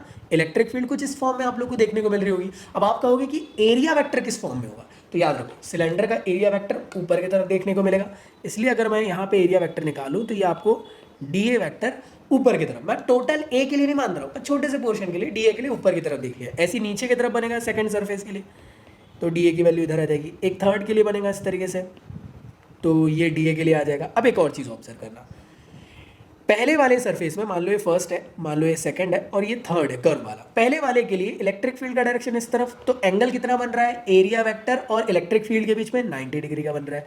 नीचे में देखो एरिया वेक्टर और इलेक्ट्रिक फील्ड के बीच में 90 डिग्री का बन रहा है। और साथ ही साथ अगर मैं बात करता हूँ कर्व सरफेस की, तो यहाँ पे और एरिया वेक्टर दोनों एक ही तरफ में, तो यहाँ 0 डिग्री एंगल फॉर्म होते हुए दिख रहा है। तो सबसे पहले हम पता कर ले कि कितना फ्लक्स यहाँ पे निकलने वाला है। तो जैसे आप लोग देख पा रहे होंगे पहले वाले पे निकल रहा होगा integral of E.dA cos theta. तो हम लोग एक्चुअल में यहाँ पे इंटीग्रल फॉर्म में लेंगे क्योंकि यहाँ पे हमें टोटल के लिए वैल्यू लेना है। तो चलिए निकाल लेते हैं टोटल फ्लक्स। तो आप जानते होंगे 3 जगह से फ्लक्स निकलेगा, एक यहाँ से, एक यहाँ से और एक कर्व सरफेस से। तो जैसे आप देख पा रहे होंगे पहले कि जो φ1 से फ्लक्स निकल रहे, मतलब पहले वाले सरफेस से फ्लक्स निकल रहे हो, कितने निकल रहे होंगे E.dA cos थीटा, हाँ या ना। अब यहाँ पे थीटा की वैल्यू कितनी है दोस्त, यहाँ पे 90 डिग्री, इसलिए आप 90 डिग्री देख रहे होंगे। और आप इंटीग्रल फॉर्म के लिए इसलिए ले रहे हो कि आपके पास डेरिवेटिव DA है, सो दैट आप लोग टोटल एरिया के लिए भी निकाल सकते हो इंटीग्रेट करने के बाद। इसी के साथ साथ सेकंड सरफेस की अगर मैं बात करूँ, यहाँ पे इलेक्ट्रिक फील्ड में थीटा की वैल्यू कितनी होगी, यहाँ पे थीटा की वैल्यू कितनी होगी 90 डिग्री, इसलिए φ2 की वैल्यू हो गई integral of E.dA cos 90। Third वाले के लिए कितना होगा, जो कि कर्व सरफेस आप लोग को देखने को मिल रहा है 0 डिग्री, इसलिए आप लोग का ये फॉर्म बन गया 0 डिग्री। याद रखना है कोई नया नहीं है, φ which is equal to E.dA है, वो भी डॉट प्रोडक्ट में, जैसे ही डॉट हटाएंगे तो cos थीटा आ जाएगा, बस ये और कुछ नहीं है। इंटीग्रेशन इसलिए लगाया गया सो दैट हमारे पास टोटल एरिया ऊपर के लिए, टोटल नीचे के लिए और टोटल कर्व के लिए बाद में पता चल सके। तो जैसे आप लोग देख पा रहे हैं इंडिविजुअल फ्लक्स की वैल्यू निकल गई। अब यहाँ से आप लोग टोटल इलेक्ट्रिक फ्लक्स कैलकुलेट कर सकते हो कितना आप लोग को देखने को मिलने वाला है। तो जैसे आप ऑब्जर्व करने वाले हो तीनों को आप लोग एड ऑन कर लो तो नेट फ्लक्स की वैल्यू निकल जाएगी। अब एक बात बताओ, cos 90 कितना होता है, cos 90 0 होता है, cos 90 0 होता है, तो ये दोनों 0 हो जाएंगे, बचेगा क्या सिर्फ ये, क्योंकि cos 0 1 होता है। तो वैल्यू कितनी बचेगी, देखो 0 + 0 इंटीग्रल ऑफ E.dA। अब याद रखो यहाँ पे इंटीग्रल है, इंटीग्रेशन इधर जाएगा, DA का इंटीग्रेशन कितना हो जाएगा भाई, DA का इंटीग्रेशन A हो जाएगा। तो यहाँ वैल्यू कितनी मिलेगी, φ which is equal to EA। अब ये A क्या है, एक्चुअल में ये थर्ड सरफेस का, देखो ये थर्ड वाला ही था ना, इसी के लिए। अब थर्ड सरफेस कैसा था, कर्व्ड सरफेस था, और कर्व सरफेस का एक्चुअल में एरिया कितना होता है, वो होता है 2πRL। तो आप लोग क्या करोगे, φ which is equal to E एक ही जगह पे रख दोगे 2 पाई आर एल, तो आपकी फाई की वैल्यू यहाँ से कैलकुलेट हो गई। आपको क्या करना था दोस्त, ये एक वायर है, वायर में कैसे चार्जेस डिस्ट्रीब्यूटेड है, लीनियर चार्जेस डिस्ट्रीब्यूटेड है ओवर इट्स सरफेस। याद है कंटिन्यूअस चार्ज डिस्ट्रीब्यूशन का पहला वाला पढ़े थे, लीनियर चार्ज डिस्ट्रीब्यूशन, वायर एक लीनियर फॉर्म में आप लोग के चार्जेस डिस्ट्रीब्यूटेड इसमें दिख रहे हैं। तो यहाँ पे क्या यूज होने वाला है, lambda which is equal to Q by l, तो वहां से हमको क्यू की वैल्यू निकालना है, जरूरी अभी काम आएगी। तो यहाँ से निकाल ली Q which is equal to lambda L. इस फॉर्म को आप लोगों ने सिंपली एल को उधर भेजकर, तो आप एक बात बताओ, ये है गॉस लॉ की इक्वेशन, इसमें मैं फाई की वैल्यू पुट कर दूं ये वाली, और क्यू इनसाइड की वैल्यू पुट कर दूं एल लैम्डा, तो आपका फॉर्म ये बन जाएगा ई ब्रैकेट में 2 pi R L which is equal to lambda L upon epsilon not. तो एल से एल कट जाएगा, तो इलेक्ट्रिक फील्ड की वैल्यू निकल जाएगी, जो बहुत ज़्यादा इंपॉर्टेंट होती है, एग्जामिनेशन में पूछी जाती है कि कितनी इलेक्ट्रिक फील्ड आपको देखने को मिलती है infinitely long straight charge wire में, तो इतनी आप लोग को देखने को मिलती है। इसमें ई वर्सेस आर का रिलेशन कैसा है, वो है इनवर्सली प्रोपोर्शनल। तो मैं कह सकता हूं ई वर्सेस आर का ग्राफ जो बनेगा वो आप लोग को इस फॉर्म में देखने को मिलने वाला है। इसका मतलब ये कि जैसे जैसे आप डिस्टेंस बढ़ाओगे इलेक्ट्रिक फील्ड की वैल्यू धीरे धीरे करके घटने लग जाए। अगली एप्लीकेशन है आप लोग की इलेक्ट्रिक फील्ड, जो कि आप लोग निकालने वाले हो यूनिफॉर्मली लॉन्ग शीट के ऊपर, और ये शीट में चार्जेस इक्वली डिस्ट्रीब्यूटेड है ओवर इट्स सरफेस पे। तो अगर आप अच्छे से ऑब्जर्व करोगे तो देखो, जैसे आप लोग को दिख रहा होगा ये है शीट, अब शीट में इक्वली चार्जेस डिस्ट्रीब्यूटेड है, तो मान लो इस तरीके से आप लोग को चार्जेस डिस्ट्रीब्यूटेड होते हुए दिख रहे हैं। अब इस स्पेसिफिक सरफेस का एरिया ए है। अब आप कहोगे कि भैया एक सेकंड, ये शीट जो है कैसी है, ये बहुत लंबी है, इनफाइनाइट से इनफाइनाइट तक जाते हुए आप लोग को देखने को मिलने वाली है। तो एक्चुअल में ये इन्फिनिटी से इन्फिनिटी तक आपको देखने को मिलने वाली है। इसी के साथ साथ कई लोग पूछेंगे कि भैया इसका गॉसियन सरफेस कैसे बनेगा, तो याद रखना इसका जो गॉसियन सरफेस है वो सिलेंड्रिकल फॉर्म में आप लोग को इस फॉर्म में देखने को मिलता है। तो गॉसियन सरफेस ऐसे देखने को मिलेगा। अब आप बोलोगे भैया ये जस्टिफाई नहीं हो पा रहा है, ये कैसे बन रहा है। भाई देखो मैंने अभी समझाया, ये बैचलर्स में सीखने को मिलता है कि गॉसियन सरफेस कैसे ड्रॉ करते हैं, तुमको नहीं है, तुम याद कर लो, सिर्फ 3 ही तो गॉसियन सरफेस याद करना है बस। तो याद रखना शीट के लिए गॉसियन सरफेस ऐसा बनेगा। अब देखो 3 जगह है जहां से फ्लक्स निकल सकते हैं, एक यहां से, एक यहां से और एक कर्व सरफेस से। तो अगर तुम अच्छे से ऑब्जर्व करोगे तो यहां से निकल जाएगा, तो इसके लिए एरिया वेक्टर बनाना जरूरी है। और इलेक्ट्रिक फील्ड का डायरेक्शन किस तरह होगा, प्लेट ऐसी रखी हुई है, मैंने टिल्ट करके दिखाया, तो प्लेट से इलेक्ट्रिक फील्ड बाहर की तरफ ही जा रही होगी, मतलब इलेक्ट्रिक फील्ड का भी डायरेक्शन सेम है। तो मैं कह सकता हूं कि यहाँ पे एंगल कितना बन रहा होगा, 0 डिग्री। पीछे के लिए बताओ जरा कितना होगा, पीछे के लिए अगर ऑब्जर्व करो तो एरिया वेक्टर बाहर की तरफ और इलेक्ट्रिक फील्ड बाहर की तरफ, हाँ है ना, और यहाँ से थीटा की वैल्यू यहाँ पे भी 0 डिग्री। अगर मैं बात करता हूँ कर्व सरफेस एरिया की, तो एरिया वेक्टर आप लोग को ऊपर जाते हुए देखने को मिलने वाला है और इलेक्ट्रिक फील्ड आपको इस तरफ देखने को मिलने वाली है। तो मैं कह सकता हूँ थीटा की वैल्यू 90 डिग्री देखने को मिलने वाली है। तो मैं कह सकता हूँ 2 केस में आपको 0 डिग्री मिल रहा है, एक में 90 डिग्री। करना क्या है, टोटल फ्लक्स निकालो और साथ ही साथ Q की वैल्यू निकाल लो, दोनों की वैल्यू को पुट कर दो गॉस लॉ में, आंसर आ गया। तो देखो जैसे आप देख पा रहे होंगे, सबसे पहले हम लोगों ने क्या करें, नेट फ्लक्स की वैल्यू मतलब φ1 + φ2 + φ3 कर दिए। φ1 की वैल्यू ई डॉट ए, तो डॉट हटाए तो cos थीटा आया, तो E D A cos theta, E D A cos theta, E D A cos theta integration के साथ। पहले वाले सरफेस में 0 डिग्री बना था, देख लो, दूसरे वाले सरफेस में 0 डिग्री और तीसरे वाले में 90 डिग्री। तो 0 डिग्री कितना होता है, 1 होता है, cos 0 1, cos 0 1, ये वाला 0 हो जाएगा। तो बचा आपका सिर्फ इतना।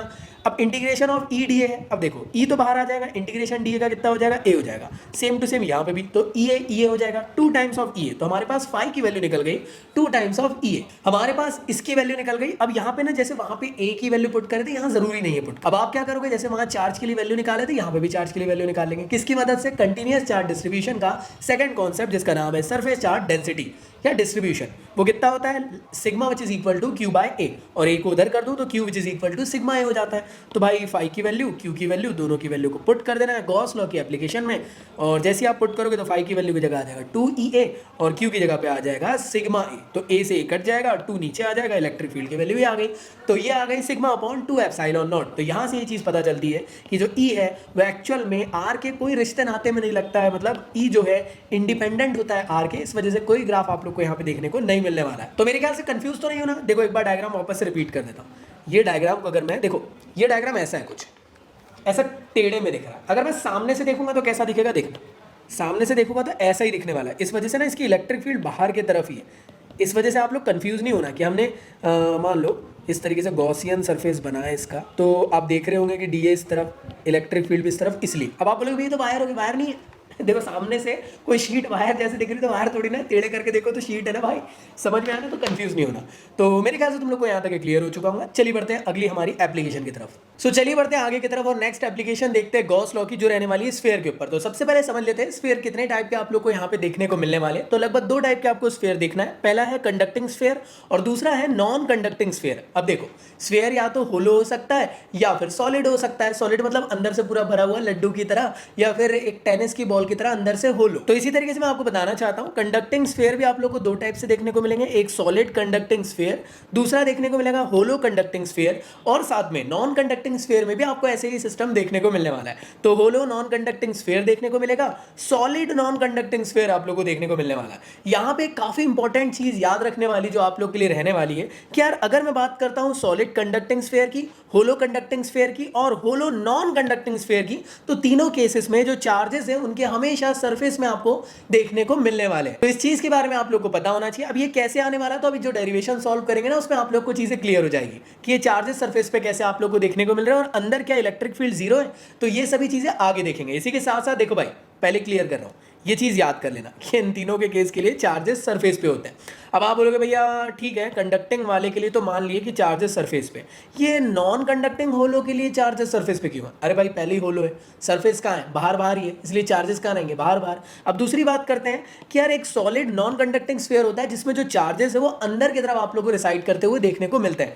इसको हम लोग डाइलेक्ट्रिक वाला कॉन्सेप्ट भी कहते हैं। इस चीज के बारे में आप लोग याद रखना, इन 3 केस में आपको चार्जेस सरफेस में देखने को मिलेंगे और इस केस में चार्जेस आपको अंदर भी देखने को मिलने वाले हैं। तो इनके डायग्राम्स आप लोग को दिखा देता हूं। तो देखो ये है आप लोग का सॉलिड कंडक्टिंग स्फीयर, दूसरा है होलो कंडक्टिंग स्फीयर और तीसरा है होलो नॉन कंडक्टिंग स्फीयर। इसमें आप लोग सभी में ऑब्जर्व करोगे इलेक्ट्रिक फील्ड अंदर की तरफ 0 है, चार्जेस से बाहर की तरफ रिसाइड करते हुए आप लोग को दिखाई दे रहे होंगे। ये सॉलिड है इसलिए हम लोगों ने पूरा इसको कवर अप करे। होलो वाले के इस तरीके से डैश डैश वाली लाइन दे दी है जैसे आप लोग ऑब्जर्व कर पा रहे होंगे। इसके बाद जो नेक्स्ट आप लोग को देखने को मिलने वाला है वो है नॉन कंडक्टिंग सॉलिड स्फीयर, जिसको हम लोग डाइलेक्ट्रिक सॉलिड स्फीयर भी कहते हैं। तो इसमें देखो चार्जेस अंदर की तरफ आप लोग को देखने को मिलने वाले हैं। तो आप समझ लेते हैं कि आखिर कितने डेरिवेशंस करना है। तो मैं आप लोग को बताना चाहता हूं इन तीनों केस के लिए एक डेरिवेशन होगा और सिर्फ इस केस के लिए एक होगा। मतलब क्या, इन तीनों का एक डेरिवेशन में सिर्फ आप लोग को मान लो होलो कंडक्टिंग पूछ लिया तो आप डायग्राम इसका बना लेना, और होलो नॉन कंडक्टिंग पूछ लिया तो इसका बना लेना, सॉलिड का पूछ लिया तो इसके लिए बना लेना। बाकी डेरिवेशन तीनों का एक ही है, सेम टू सेम, बस इसका अलग होता है। मतलब 2 टाइप के हमको डेरिवेशंस देखना है। चलिए शुरू करते हैं। सबसे पहले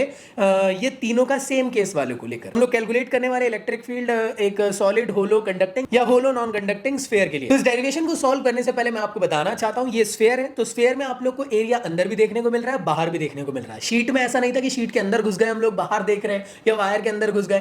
यहां पे आप लोग को स्पेसिफिक सरफेस है, अंदर भी है बाहर भी है। इस वजह से हम लोग इनसाइड और आउटसाइड दोनों के केस के लिए लेकर सॉल्व करने वाले हैं। तो सबसे पहले हम लोग केस लेने वाले हैं इनसाइड के लिए। तो देखो यहां पे ध्यान से ऑब्जर्व करना, ये आप लोग का स्पेसिफिकली स्फीयर है, चार्जेस आप लोग को बाहर की तरफ रिसाइड करते हुए दिखाई दे रहे हैं।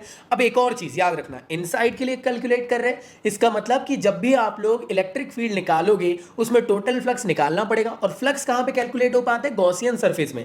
इसलिए याद रखना हर स्फेरिकल सरफेस का गॉसियन सरफेस बनेगा। तो सबसे पहले हमें बनाना है इनसाइड के केस के लिए। तो इनसाइड के केस के लिए हम लोगों ने अंदर की तरफ ब्लैक कलर में दिख रहा है ना, ये है आपका गॉसियन सरफेस। इसको आप लोग इस तरीके से डैश डैश करके ही डिनोट करना। अब आप बोलोगे भैया गॉसियन सरफेस के थ्रू उसको निकालना है, ठीक है भैया फ्लक्स निकालना, तो एरिया वेक्टर लगता है और इलेक्ट्रिक फील्ड लगती है। तो हम लोगों ने क्या करें, मान लिए कि एक छोटा सा पोर्शन है, इसका एरिया वेक्टर किस तरफ होगा? बाहर की तरफ ही होगा, डीए वेक्टर। साथ ही साथ इलेक्ट्रिक फील्ड किस तरफ होगी? देखो भाई चार्जेस आप लोग को बाहर जाते हुए तरफ देखने को मिल रहे हैं, मतलब कि डीए जिस तरफ उसी तरफ इलेक्ट्रिक फील्ड। इसका मतलब ये हुआ कि इलेक्ट्रिक फील्ड और एरिया वेक्टर दोनों का डायरेक्शन सेम है, मतलब थीटा की वैल्यू यहाँ आप लोग को 0 डिग्री मिलने वाली है। अब आप बोलोगे भैया इसके अलावा कोई और सरफेस की बात कर लो। अरे मान लो आपने ये वाला एरिया ले लिया, ये वाला एरिया वेक्टर ले लिया, तो इसके लिए भी इलेक्ट्रिक फील्ड का जो डायरेक्शन है आपको सेम तरफ ही देखने को मिलने वाला है और थीटा की वैल्यू 0 डिग्री यहां से आपको देखने को मिलेगी। तो सबसे पहले हम लोग टोटल फ्लक्स निकाल लेते हैं। तो टोटल फ्लक्स निकालने के लिए फॉर्मूला लगाना पड़ेगा integration of E D A cos theta.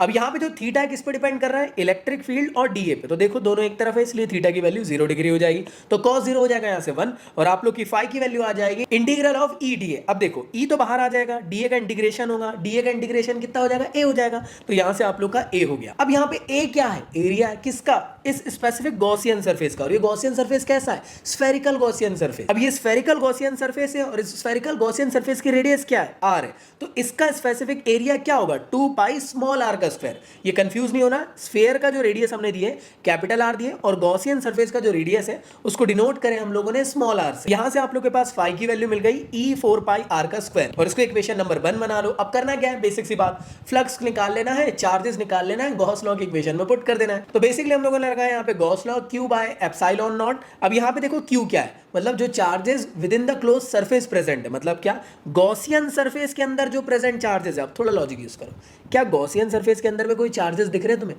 दिख ही नहीं रहे भाई, चार्जेस तो बाहर की तरफ है, मतलब अंदर जब चार्जेस जीरो है मतलब Q की वैल्यू जीरो हो गई। तो आप यहाँ पे Q की वैल्यू जीरो रख दोगे तो 0 बाय एप्सिलॉन नॉट की वैल्यू हो जाएगी जीरो और 4 पाई एप्सिलॉन नॉट को भी नीचे भेज देंगे तो वो भी जीरो हो जाएगा। तो E की वैल्यू आ गई जीरो। इसका मतलब कि जो चार्जेस स्फेरिकल शेल के अंदर में इलेक्ट्रिक फील्ड की वैल्यू जीरो होती है। अब मैं बात करता हूं कि यार इस स्पेसिफिक स्फीयर में बाहर की तरफ इलेक्ट्रिक फील्ड कितनी देखने को मिलने वाली है। तो हम लोग निकालने वाले हैं आउटसाइड के केस के लिए। तो देखो स्फीयर सेम टू सेम वैसे ही आप लोग का स्फीयर का रेडियस आर है, चार्जेस आप लोग को स्फीयर के बाहर देखने को मिल रहे हैं। हमें निकालना है आउटसाइड के केस के लिए, मतलब क्या, हमें बनाना होगा बाहर की तरफ गॉसियन सरफेस। तो हम लोगों ने एक स्फेरिकल सरफेस बनाया है गॉसियन सरफेस के पॉइंट ऑफ व्यू से और इस गॉसियन सरफेस का रेडियस दिए है स्मॉल आर। तो यहाँ पे आप देख पा रहे होंगे आउटसाइड का केस ले रहे हैं और यहाँ पे स्मॉल आर बड़ा है कैपिटल आर से। ये डिनोट कर रहा है कि गॉसियन सरफेस की रेडियस जो है स्फीयर की रेडियस से बड़ी है। और यहाँ पे गॉसियन सरफेस कैसा होगा, स्फेरिकल बनेगा, इनसाइड में भी आउटसाइड में स्फीयर ही बनता है। अब टोटल फ्लक्स निकालना पड़ेगा। सबसे पहले तो फ्लक्स निकालने के लिए हमें पहले एरिया निकालना पड़ेगा। तो देखो एरिया वेक्टर किस तरफ है, मान लो ये है एरिया वेक्टर इस तरफ। अब देखो चार्जेस का डायरेक्शन किस तरफ है, चार्जेस का डायरेक्शन भी उसी तरफ है जिस तरफ एरिया वेक्टर का डायरेक्शन है। तो मैं कह सकता हूं थीटा की वैल्यू कितनी हो गई, 0 डिग्री। तो टोटल फ्लक्स कितना निकल के आएगा यहाँ से, integral of E D A cos theta. Theta की वैल्यू किस पे डिपेंड करती है, इलेक्ट्रिक फील्ड और डीए पे। अब थोड़ा लॉजिक यूज करो फिर से कि भैया थीटा की वैल्यू 0 डिग्री मतलब कॉस 0 1 हो गया, फिर ई डी ए हो गया, ई बाहर चला जाएगा, ए के साथ इंटीग्रेशन हो जाएगा तो ये ए हो जाएगा। ए की वैल्यू क्या है, वो है गॉसियन सरफेस का एरिया। गॉसियन सरफेस कहाँ है, ये गॉसियन सरफेस की रेडियस क्या है, आर। तो एरिया क्या होगा स्फीयर का, 2 पाई स्मॉल आर। तो यहाँ पे आप लोग की फाई की वैल्यू सेम टू सेम वैसे मिल गई जो उससे पहले मिली। लेकिन अब कहानी में ट्विस्ट आता है। पहले वाले केस में चार्ज की वैल्यू इनसाइड में 0 थी,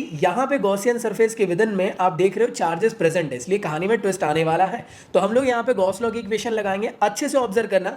यहाँ फाई की वैल्यू तो यही पुट करने वाले जो आप लोग को यहाँ दी हुई है, लेकिन Q इनसाइड की वैल्यू यहाँ पे स्पेशली आने वाली है। अब देखो थोड़ा लॉजिक यूज करना, स्फीयर के बाहर पे सरफेस पे चार्ज है तो सरफेस पे चार्जेस इक्वली डिस्ट्रीब्यूटेड है। तो कंटीन्यूअस चार्ज डिस्ट्रीब्यूशन का कौन सा कॉन्सेप्ट लगेगा, वो लगेगा सरफेस चार्ज डेंसिटी। कितना होता है, मतलब sigma which is equal to Q inside by A। तो अगर मैं A की वैल्यू लिख दूं यहाँ पे, A क्या है, थोड़ा लॉजिक यूज करो। देखो ये कहाँ पे डिस्ट्रीब्यूटेड है, चार्जेस स्फीयर पे डिस्ट्रीब्यूटेड है। इसका मतलब क्या, यहाँ पे जो एरिया होगा किसका होगा, स्फीयर का होगा। तो एरिया कितना होगा, 4 पाई स्मॉल आर नहीं कैपिटल आर का स्क्वायर। क्यों, क्योंकि चार्जेस स्फीयर में डिस्ट्रीब्यूटेड है ना कि गॉसियन सरफेस में। ये चीज़ याद रखना, इस वजह से यहाँ पे लगाया मैंने 4 पाई कैपिटल आर का स्क्वायर। इसकी वैल्यू को उधर भेजा तो मेरे पास Q इनसाइड की वैल्यू मिल गई, वो आ गई 4 पाई कैपिटल आर का स्क्वायर सिग्मा। तो मेरे को करना क्या है, यहाँ पे सिग्मा की वैल्यू, तो मुझे करना क्या है, फाई की वैल्यू यहाँ से इस पे पुट कर देना है और Q इनसाइड की वैल्यू यहाँ पे पुट कर देना है। जैसे मैं इसको पुट करूंगा तो ये वैल्यूज आप लोग की ऐसी आ जाएगी।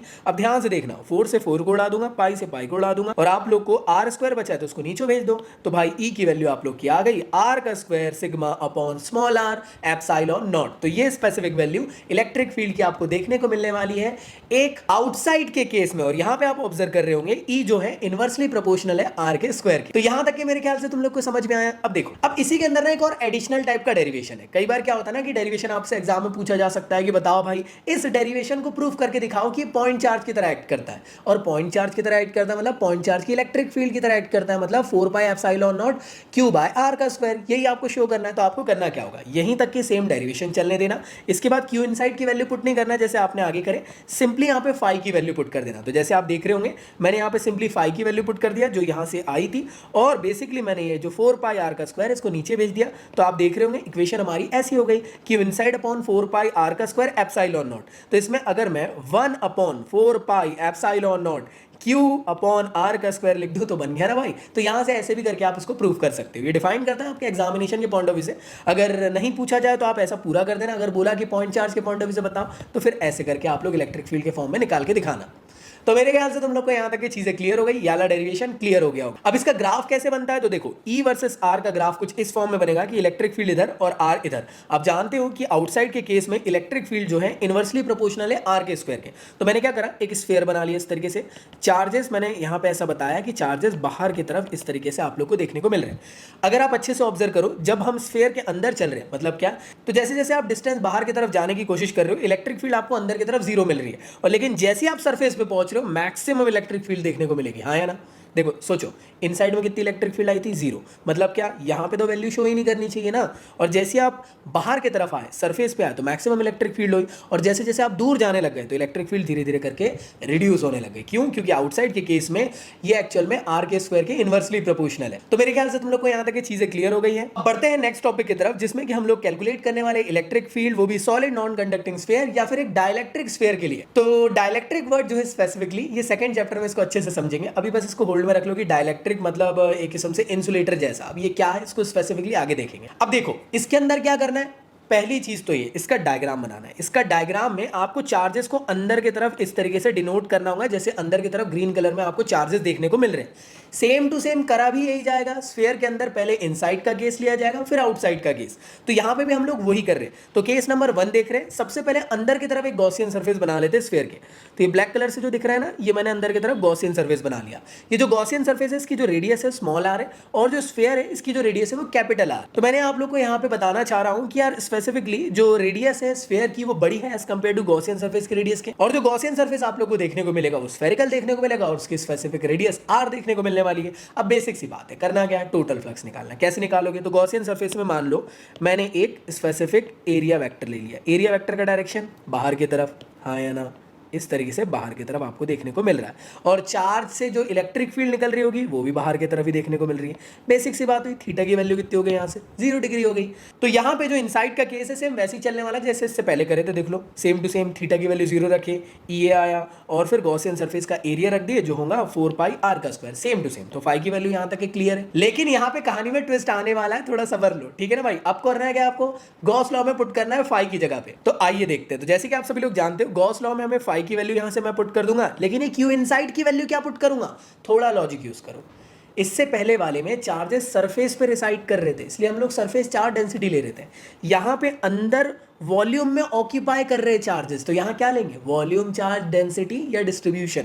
तो वॉल्यूम चार्ज डिस्ट्रीब्यूशन कितना होता है, rho which is equal to q inside by V. और ये स्पेसिफिकली वी क्या है, देखो वी को मैं उधर भेज देता हूँ, मान लो। तो क्यू इनसाइड की वैल्यू मेरे पास रो वी आ गई। वी मतलब वॉल्यूम ऑफ व्हाट, पहली चीज तो ये कहाँ पे चार्जेस हम लोग निकाल रहे हैं, गॉसियन सरफेस में। तो किसका हम लोग को यहाँ पे वॉल्यूम लेना चाहिए, गॉसियन सरफेस का। और गॉसियन सरफेस का रेडियस क्या है, स्मॉल r है। और एक्चुअल में वॉल्यूम क्या होता है, वो होता है 4/3 पाई स्मॉल r की पावर 3। तो यहाँ से आप लोग के पास क्यू इनसाइड की वैल्यू मिल गई।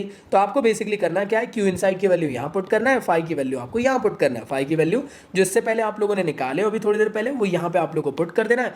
इसमें आप लोग 4 से 4 को उड़ा देंगे, पाई से पाई को उड़ा देंगे, और r स्क्वायर को 3 टाइम्स से उड़ा देंगे, लेकिन यहाँ एक r बचा रह जाएगा। और आप लोग की जो वैल्यू बचने वाली है वो बचने वाली है small r rho upon 3 epsilon not. तो इसमें आप लोगों ने ये ऑब्जर्व करें कि अंदर की तरफ इलेक्ट्रिक फील्ड आप लोग को जो देखने को मिल रही है वो डायरेक्टली प्रोपोर्शनल देखने को मिल रही है। मतलब क्या, जैसे जैसे आप लोग डिस्टेंस बढ़ाओगे वैसे वैसे इलेक्ट्रिक फील्ड बढ़ते हुए देखने को मिलने वाली है। अब बात कर लेते हैं आउटसाइड के केस के लिए। तो भैया देखो सेम टू सेम वही डायग्राम, चार्जेस अंदर की तरफ रिसाइड है, ये स्पेसिफिक स्फीयर का रेडियस है। पहले अंदर की तरफ गॉसियन सरफेस बनाए थे, अब बाहर की तरफ बनाएंगे।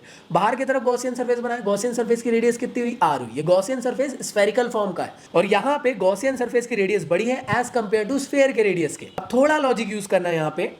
हमें करना क्या है, सेम वही कॉन्सेप्ट, पहले फ्लक्स निकालो, फ्लक्स की वैल्यू पुट कर दो गॉसियन सरफेस में, और क्यू इनसाइड की वैल्यू।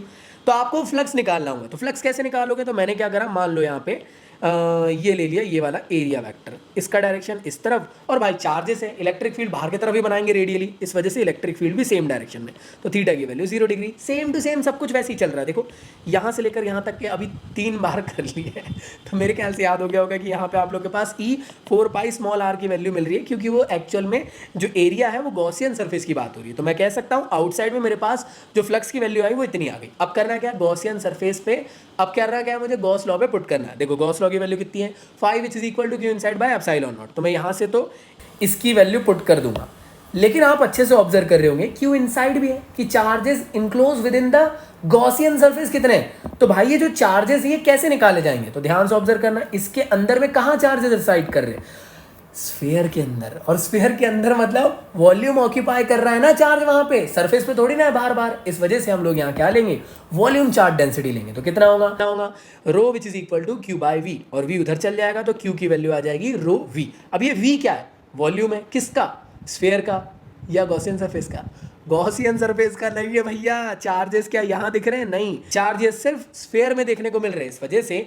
यहाँ पे जो वॉल्यूम लिया जाएगा वो स्फीयर का लिया जाएगा। समझ में आ रहा है, तो 4/3 पाई कैपिटल आर की पावर 3 ली गई, और इस वैल्यू को आपको यहाँ पुट कर देना है, और फाई की वैल्यू जो अभी आई थी इससे पहले इसको यहाँ पुट कर देना है। तो जैसे मैंने इसको पुट कर दिया, जैसे आप देख पा रहे होंगे 4 पाई से 4 पाई उड़ गया, आर स्क्वायर को नीचे भेज दो तो ई की वैल्यू आप लोग को ये देखने को मिलने वाली है, वो है रो कैपिटल आर की पावर 3 अपॉन 3 आर का स्क्वायर एप्सिलॉन नॉट, और ई जो है एक्चुअल में ये इनवर्सली प्रोपोर्शनल यहाँ पे देखने को मिल रहा है आर के स्क्वायर के। इसका मतलब क्या जैसे जैसे आप डिस्टेंस में आगे बढ़ोगे इलेक्ट्रिक फील्ड गिरते हुए चलने वाली है। तो अब इसका डायग्राम समझ लेते हैं। जैसे आप लोग अच्छे से ऑब्जर्व कर पा रहे होंगे, इसका डायग्राम किस फॉर्म में बनेगा पहले देख लेते हैं। देखो भाई, मैंने क्या करा यहाँ पे बेसिकली ई वर्सेस आर का एक ग्राफ बनाया। यहाँ पे मान लो ये स्फीयर है, स्फीयर के अंदर में ही चार्जेस रिसाइड है, आप लोग को पता होगा वैसे भी, है ना, कि यहाँ पे जो चार्जेस है अंदर में आप लोग को देखने को मिलने वाले हैं। याद करना, इनसाइड के केस में क्या निकल के आया था, इनसाइड के केस में निकल के आया था कि इलेक्ट्रिक फील्ड डायरेक्टली प्रोपोर्शनल है आर के। मतलब क्या, जैसे जैसे आप डिस्टेंस बढ़ाओगे वैसे वैसे आप लोग की इलेक्ट्रिक फील्ड बढ़ते जाएगी, लेकिन जैसे आप सरफेस में आ जाओगे, मतलब आउटसाइड में आने लग जाओगे, वैसे इलेक्ट्रिक फील्ड की वैल्यू ग्रेजुअली गिरने लग जाएगी। तो इस तरीके से आपका ग्राफ बनने वाला है। तो इनसाइड में आप डायरेक्टली प्रोपोर्शनल लगाएंगे, आउटसाइड में आप लोग इनवर्सली प्रोपोर्शनल आर के स्क्वायर से लगाने वाले हैं। तो यहां से आप लोग का कंप्लीट होता है पूरा का पूरा टॉपिक। कुछ क्वेश्चंस आप लोग को दे दिया हूं, इसको आप लोग जरूर करना, बहुत ज्यादा इंपॉर्टेंट आप लोग के लिए रहेंगे। इसी के साथ साथ दोस्तों टेंशन ना लो, ये वन शॉट सीरीज है। इसके साथ साथ मैं आप लोग को इसी चैनल के अंदर प्रीवियस ईयर क्वेश्चन की सीरीज कवर अप करवा दूंगा, जिसमें चैप्टर वाइज प्रीवियस ईयर के क्वेश्चंस करवा दूंगा, लेटेस्ट तुम्हारे 2023 2024 के पॉइंट ऑफ व्यू से, और साथ में NCERT line by line series her Sunday class 12 bye Unacademy channel पे मैं आप लोगों को कवर अप करवाने वाला हूं। तो टेंशन ना ले, तो लाइन बाय लाइन सीरीज भी एनसीईआरटी का पॉइंट ऑफ व्यू से करा दूंगा, वन शॉट भी करवा दे रहा हूं, प्रीवियस ईयर के क्वेश्चंस भी करवा दे रहा हूं। इसके अलावा अगर आप लोग और कुछ चाहते हो तो रिकमेंड कर सकते हो, मैं जरूर आप लोग की रिकमेंडेशन लूंगा, और जल्दी आने वाले टाइम पे हम लोग कुछ नई सीरीज लेकर जरूर आएंगे। सो आई होप ये वीडियो आप लोग को अच्छा लगा होगा। इसी के साथ साथ सारे चैप्टर के नोट्स आप लोग डाउनलोड कर सकते हो वेबसाइट से, साथ ही साथ प्रीवियस ईयर की बुक ले लेना जो मैंने आप लोग को रिकमेंड करा, बहुत तगड़ी बुक है फिजिक्स के लिए, जो आपके एग्जाम के लिए बहुत ज्यादा बेनिफिशियल रहेगी। साथ में आप लोग अगर मेरे साथ लाइव सेशन पढ़ना चाहते हो तो अनअकैडमी में ज्वाइन कर सकते हो, वहां पे आप लोग को मैं क्लास 11th एंड 12th के लिए फिजिक्स फिजिकल एजुकेशन दोनों पढ़ाता हूं। साथ ही साथ आप लोग मुझे फॉलो कर सकते हो इंस्टा में भी, सो दैट हमारा दिल का कनेक्शन हमेशा ज्वाइन रहेगा। इसी के अलावा देखो, फ्री ऑफ कॉस्ट नोट्स मैंने पहले से बना दिया हूं, एक तगड़े वाले नोट्स बना रहा हूं, बहुत जल्दी आने वाले रहेंगे, उसकी लिंक आपको डिस्क्रिप्शन में मिल जाएगी। तो नए ब्रांड न्यू नोट्स आप लोग के लिए जल्द आने वाले हैं, तो उसके लिए भी थोड़ा सा वेट कर लो, जल्दी आप लोग के लिए कोई धमाल लेकर आने वाला हूं। तो चलिए एंड करते हैं आज के इस वीडियो को। वीडियो अच्छा लगा तो कमेंट बॉक्स में जरूर बताना, और रिकमेंड करना अपने सभी दोस्तों को। तो मिलता है नेक्स्ट वीडियो में, जब तक के लिए गुड बाय, पढ़ाई करते रहो, सदा सेक्सी रहो मेरे स्टूडेंट्स, मेरी जान, बाय। चले तू, तुमक